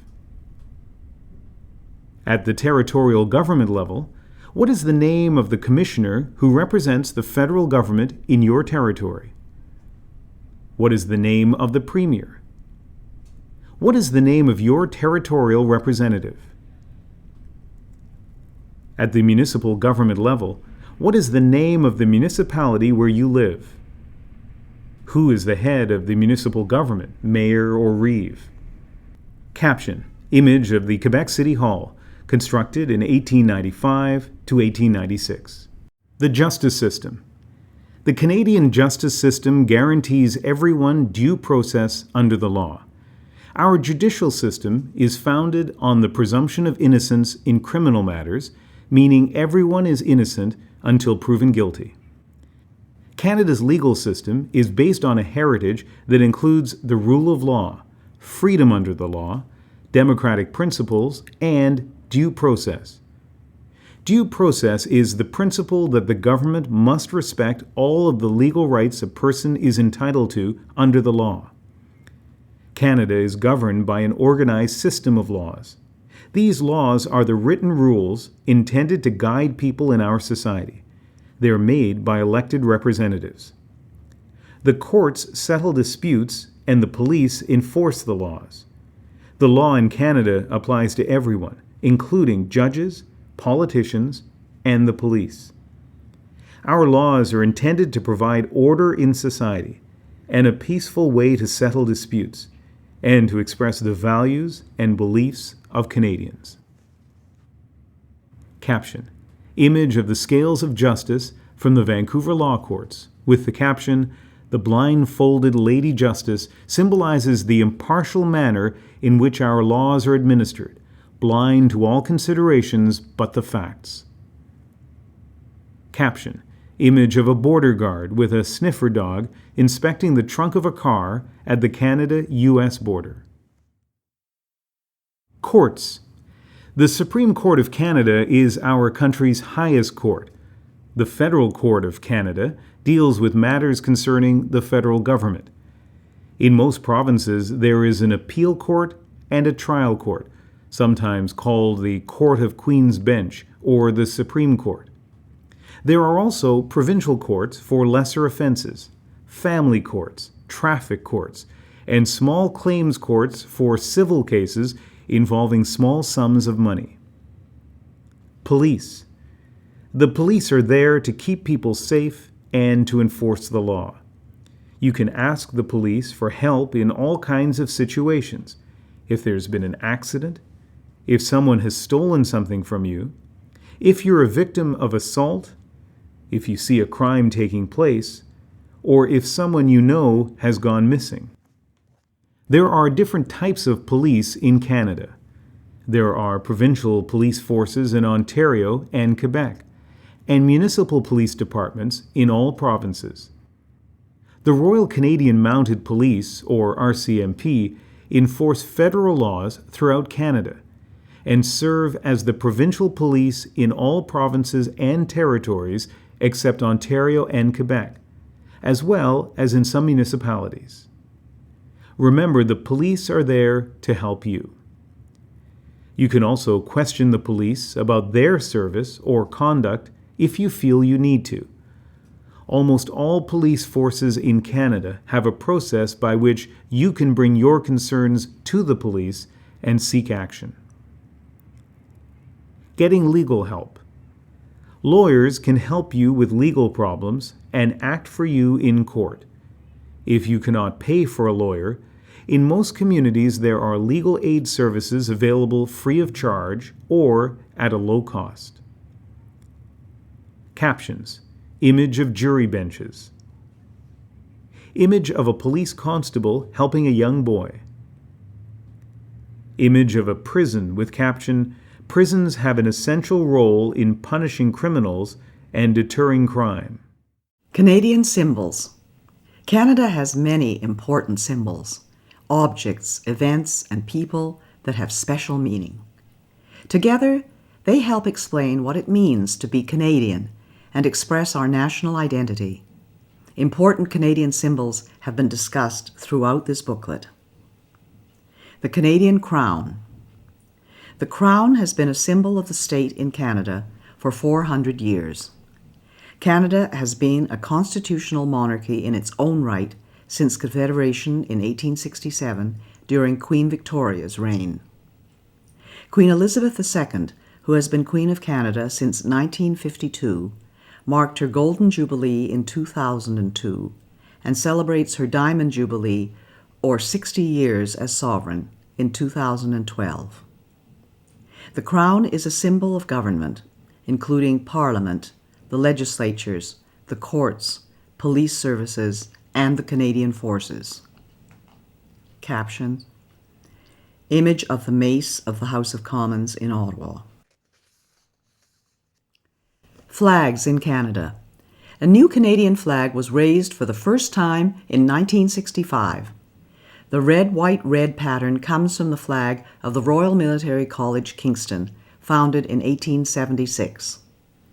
Red and white had been colors of France and England since the Middle Ages, and the national colors of Canada since 1921. The Union Jack is our official royal flag. The Canadian Red Ensign served as the Canadian flag for about 100 years. The provinces and territories also have flags that embody their distinct traditions. Captions. Image of the Canadian flag of 1965. Image of the Canadian Red Ensign with caption, "The Canadian Red Ensign served as the national flag for 100 years and has been carried officially by veterans since 2005. The maple leaf. The maple leaf is Canada's best-known symbol.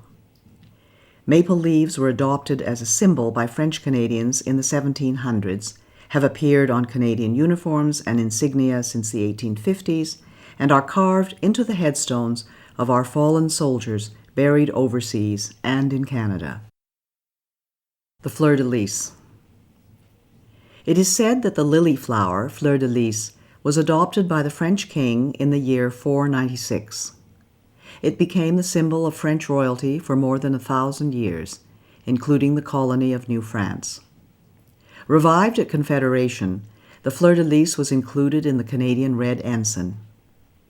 In 1948, Quebec adopted its own flag, based on the cross and the Fleur De Lis. Coat of arms and motto. As an expression of national pride after the First World War, Canada adopted an official coat of arms and a national motto, A mare asquad mare, which in Latin means from sea to sea. The arms contain symbols of England, France, Scotland, and Ireland, as well as red maple leaves. Today, the arms can be seen on dollar bills, government documents, and public buildings. Caption. Image of the Royal Arms of Canada and of the Parliament. Image of the snowbirds with caption, The snowbirds are a Canadian icon. The image shows 431 Air Demonstration Squadron. Parliament buildings. The towers, arches, sculptures, and stained glass of the Parliament buildings embody the French, English, and Aboriginal traditions and the Gothic Revival architecture popular in the time of Queen Victoria. The buildings were completed in the 1860s. The center block was destroyed by an accidental fire in 1916 and rebuilt in 1922. The library is the only part of the original building remaining. The Peace Tower was completed in 1927 in memory of the First World War. The memorial chamber within the tower contains the Books of Remembrance, in which are written the names of soldiers, sailors, and airmen who died serving Canada in wars or while on duty. The provincial legislatures are architectural treasures. The Quebec National Assembly is built in the French Second Empire style, while the legislatures of the other provinces are Baroque, Romanesque, and neoclassical, reflecting the Greco-Roman heritage of Western civilization in which democracy originated. Popular sports. Hockey is Canada's most popular spectator sport and is considered to be the national winter sport. Ice hockey was developed in Canada in the 1800s. The National Hockey League plays for the championship Stanley Cup, donated by Lord Stanley, the Governor-General, in 1892.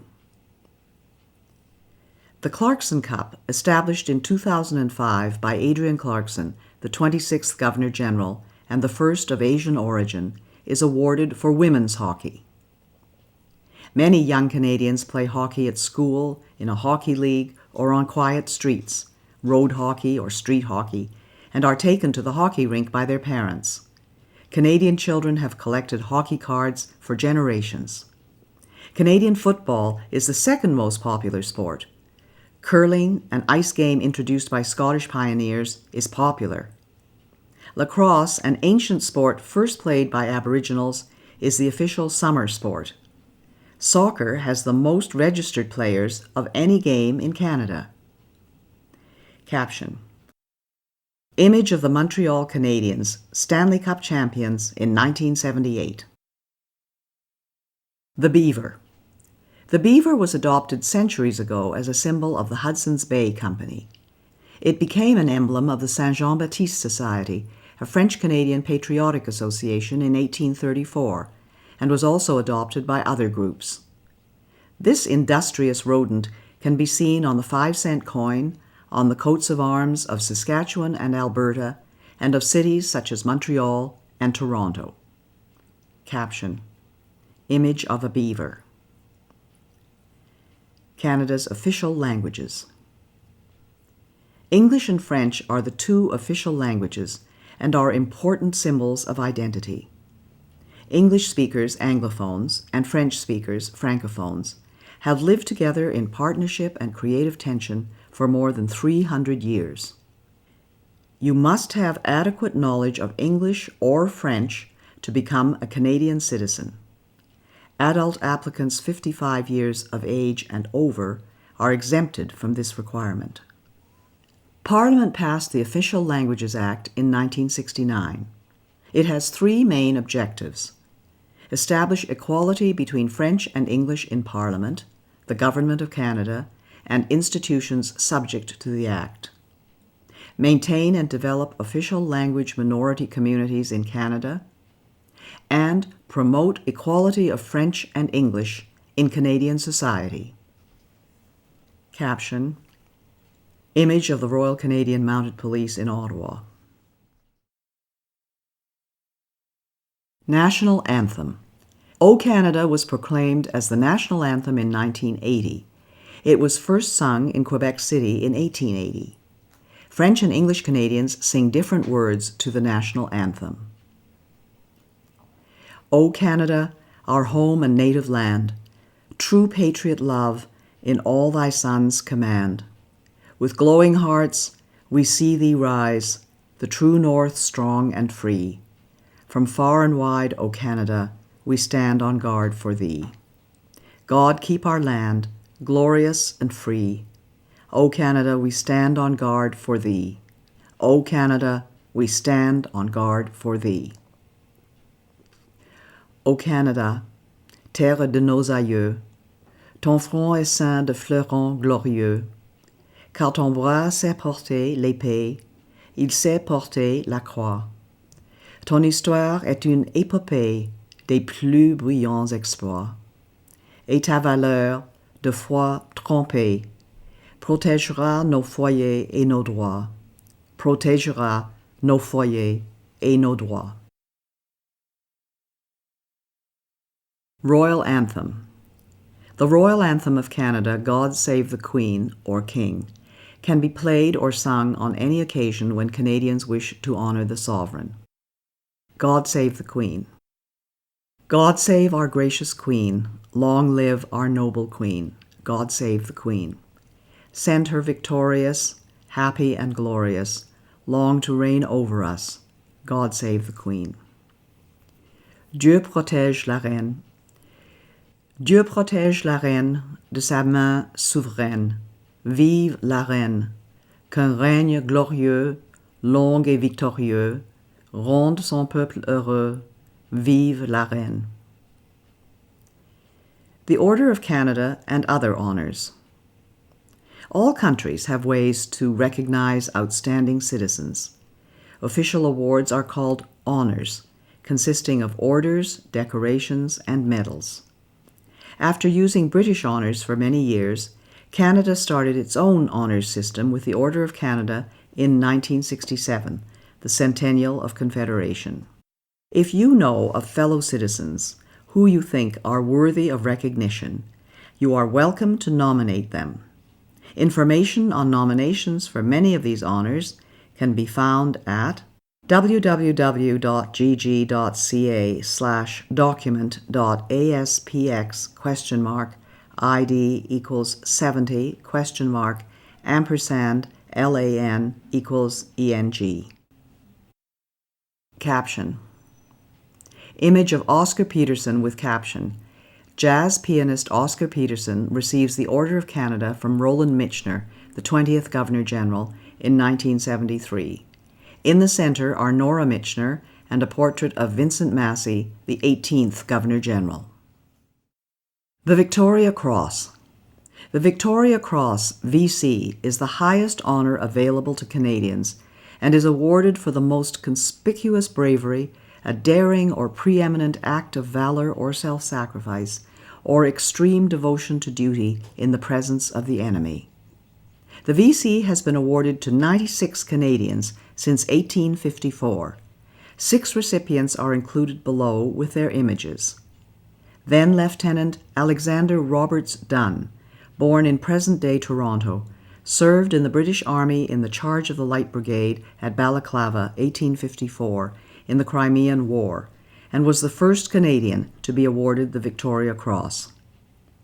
Able seaman William Hall of Horton, Nova Scotia, whose parents were American slaves, was the first black man to be awarded the VC for his role in the Siege of Lucknow during the Indian Rebellion of 1857.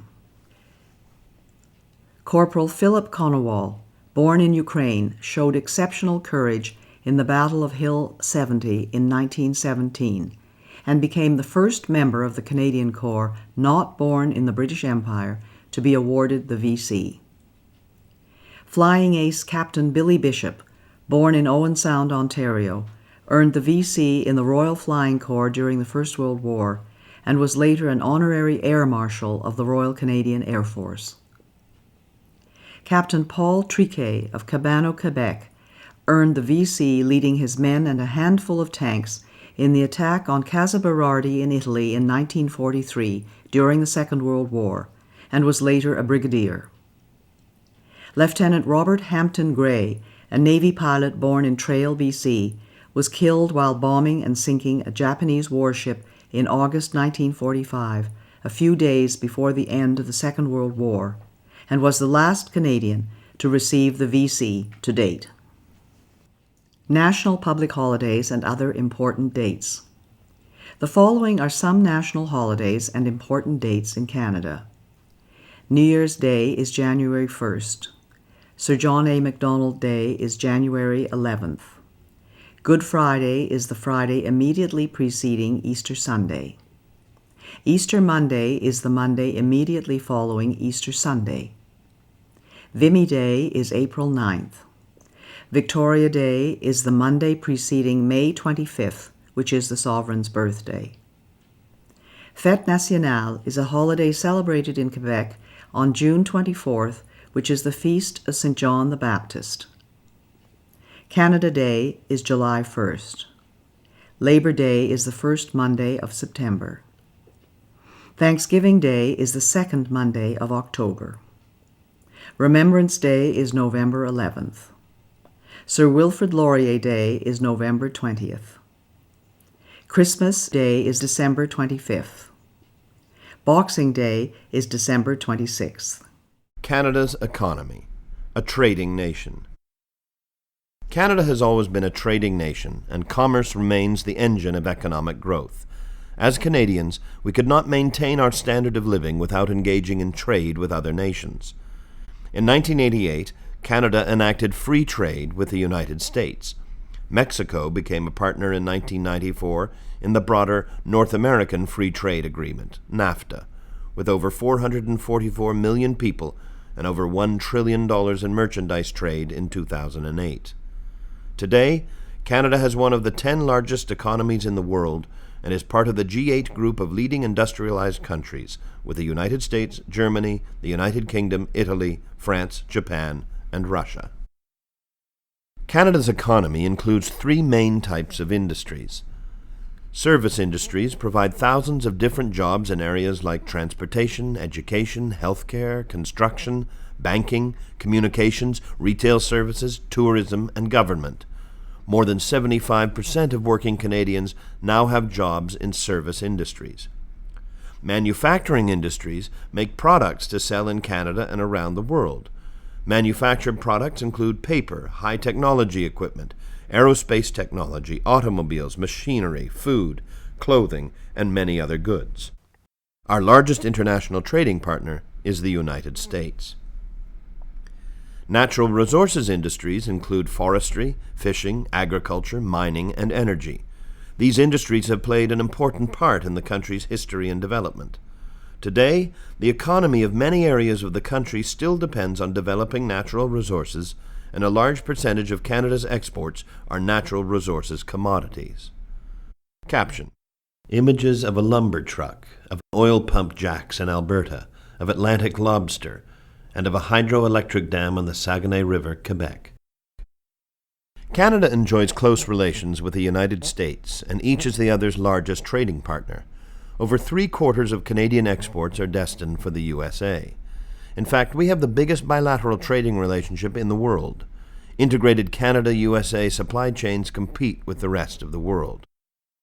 Canada exports billions of dollars worth of energy products, industrial goods, machinery, equipment, automotive, agricultural, fishing and forestry products, and consumer goods every year. Millions of Canadians and Americans cross every year and in safety what is traditionally known as the world's longest undefended border. At Blaine in the state of Washington, the Peace Arch, inscribed with the words, "Children of a common mother" and "Brethren dwelling together in unity," symbolizes our close ties and common interests.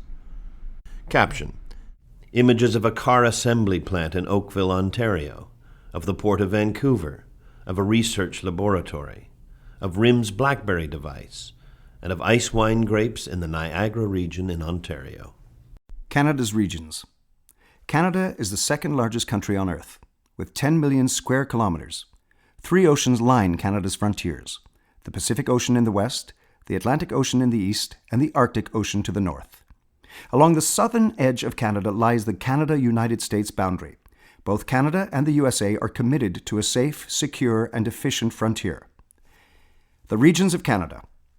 Canada includes many different geographical areas and 5 distinct regions, which are the Atlantic Provinces, Central Canada, the Prairie Provinces, the West Coast, and the Northern Territories. The national capital. Ottawa, located on the Ottawa River, was chosen as the capital in 1857 by Queen Victoria, the great-great-grandmother of Queen Elizabeth II. Today, it is Canada's 4th largest metropolitan area. The National Capital Region, 4,700 square kilometers surrounding Ottawa, preserves and enhances the area's built heritage and natural environment. Caption: Image of the Ottawa's Rideau Canal with caption, "Ottawa's Rideau Canal, once a military waterway, is now a tourist attraction and winter skateway." Provinces and territories. Canada has 10 provinces and 3 territories. Each province and territory has its own capital city. You should know the capital of your province or territory as well as that of Canada. Population. Canada has a population of about 34 million people. While the majority live in cities, Canadians also live in small towns, rural areas, and everywhere in between. Caption: Images of the Banff National Park in Alberta and of Peggy's Cove Harbour in Nova Scotia. The following list identifies the capital cities in each province and territory. In the Atlantic Provinces, St. John's is the capital of Newfoundland and Labrador. Charlottetown is the capital of Prince Edward Island. Halifax is the capital of Nova Scotia, and Fredericton is the capital of New Brunswick. In central Canada, Quebec City is the capital of Quebec. Toronto is the capital of Ontario. In the Prairie Provinces, Winnipeg is the capital of Manitoba, Regina is the capital of Saskatchewan, and Edmonton is the capital of Alberta. On the West Coast, Victoria is the capital of British Columbia. In the Northern Territories, Iqaluit is the capital of Nunavut. Yellowknife is the capital of the Northwest Territories, and Whitehorse is the capital of the Yukon Territory. The Atlantic Provinces. Atlantic Canada's coasts and natural resources, including fishing, farming, forestry, and mining, have made these provinces an important part of Canada's history and development. The Atlantic Ocean brings cool winters and cool, humid summers. Newfoundland and Labrador. Newfoundland and Labrador is the most easterly point in North America and has its own time zone. In addition to its natural beauty, the province has a unique heritage linked to the sea. The oldest colony of the British Empire and a strategic prize in Canada's early history, the province has long been known for its fisheries, coastal fishing villages, and distinct culture. Today, offshore oil and gas extraction contributes a substantial part of the economy. Labrador also has immense hydroelectric resources. Prince Edward Island. Prince Edward Island, PEI, is the smallest province, known for its beaches, red soil, and agriculture, especially potatoes. PEI is the birthplace of Confederation, connected to mainland Canada by one of the longest continuous multi-span bridges in the world, the Confederation Bridge. Anne of Green Gables, set in PEI by Lucy Maud Montgomery, is a much-loved story about the adventures of a little red-headed orphan girl. Nova Scotia. Nova Scotia is the most populous Atlantic province, with a rich history as the gateway to Canada. Known for the world's highest tides in the Bay of Fundy, the province's identity is linked to shipbuilding, fisheries, and shipping. As Canada's largest east coast port, deep water and ice-free, the capital, Halifax, has played an important role in Atlantic trade and defense and is home to Canada's largest naval base. Nova Scotia has a long history of coal mining, forestry, and agriculture. Today, there is also offshore oil and gas exploration. The province's Celtic and Gaelic traditions sustain a vibrant culture. Nova Scotia is home to over 700 annual festivals, including the spectacular military tattoo in Halifax. New Brunswick. Situated in the Appalachian Range, the province was founded by the United Empire Loyalists and has the second largest river system on North America's Atlantic coastline, the St. John River System. Forestry, agriculture, fisheries, mining, food processing, and tourism are the principal industries. St. John is the largest city, port, and manufacturing centre. Moncton is the principal Francophone Acadian centre, and Fredericton the historic capital. New Brunswick is the only officially bilingual province, and about one-third of the population lives and works in French. The province's pioneer Loyalist and French cultural heritage and history come alive in street festivals and traditional music. Central Canada. More than half the people in Canada live in cities and towns near the Great Lakes and the St. Lawrence River in southern Quebec and Ontario, known as Central Canada, and the industrial and manufacturing heartland. Southern Ontario and Quebec have cold winters and warm, humid summers. Together, Ontario and Quebec produce more than 3/4 of all Canadian manufactured goods. Quebec. Nearly 8 million people live in Quebec, the vast majority along or near the St. Lawrence River. More than 3/4 speak French as their first language. The resources of the Canadian Shield have helped Quebec to develop important industries, including forestry, energy, and mining. Quebec is Canada's main producer of pulp and paper. The province's huge supply of fresh water has made it Canada's largest producer of hydroelectricity. Quebecers are leaders in cutting-edge industries such as pharmaceuticals and aeronautics. Quebec films, music, literary works, and food have international stature, especially in La Francophonie, an association of French-speaking nations. Montreal, Canada's second-largest city and the second-largest mainly French-speaking city in the world after Paris, is famous for its cultural diversity. Ontario. At more than 12 million, the people of Ontario make up more than one-third of Canadians. The large and culturally diverse population, natural resources, and strategic location contribute to a vital economy. Toronto is the largest city in Canada and the country's main financial centre. Many people work in the service or manufacturing industries, which produce a large percentage of Canada's exports. The Niagara region is known for its vineyards, wines, and fruit crops. Ontario farmers raise dairy and beef cattle, poultry, and vegetable and grain crops. Founded by United Empire Loyalists, Ontario also has the largest French-speaking population outside of Quebec, with a proud history of preserving their language and culture. There are 5 Great Lakes located between Ontario and the United States: Lake Ontario, Lake Erie, Lake Huron, Lake Michigan in the USA, and Lake Superior, the largest freshwater lake in the world. Prairie Provinces. Manitoba, Saskatchewan, and Alberta are the Prairie Provinces, rich in energy resources and some of the most fertile farmland in the world. The region is mostly dry with cold winters and hot summers. Manitoba. Manitoba's economy is based on agriculture, mining, and hydroelectric power generation. The province's most populous city is Winnipeg, whose exchange district includes the most famous street intersection in Canada, Portage and Main. Winnipeg's French Quarter, Saint-Boniface, has Western Canada's largest Francophone community at 45,000 people. Manitoba is also an important centre of Ukrainian culture, with 14% reporting Ukrainian origins, and the largest Aboriginal population of any province at over 15%. Saskatchewan. Saskatchewan, once known as the breadbasket of the world and the wheat province, has 40% of the arable land in Canada and is the country's largest producer of grains and oilseeds. It also boasts the world's richest deposits of uranium and potash used in fertilizer and produces oil and natural gas. Regina, the capital, is home to the training academy of the Royal Canadian Mounted Police. Saskatoon, the largest city, is the headquarters of the mining industry and an important educational, research, and technology centre.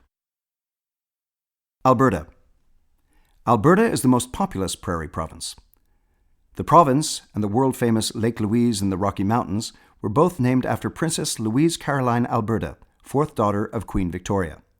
Alberta has 5 national parks, including Banff National Park, established in 1885.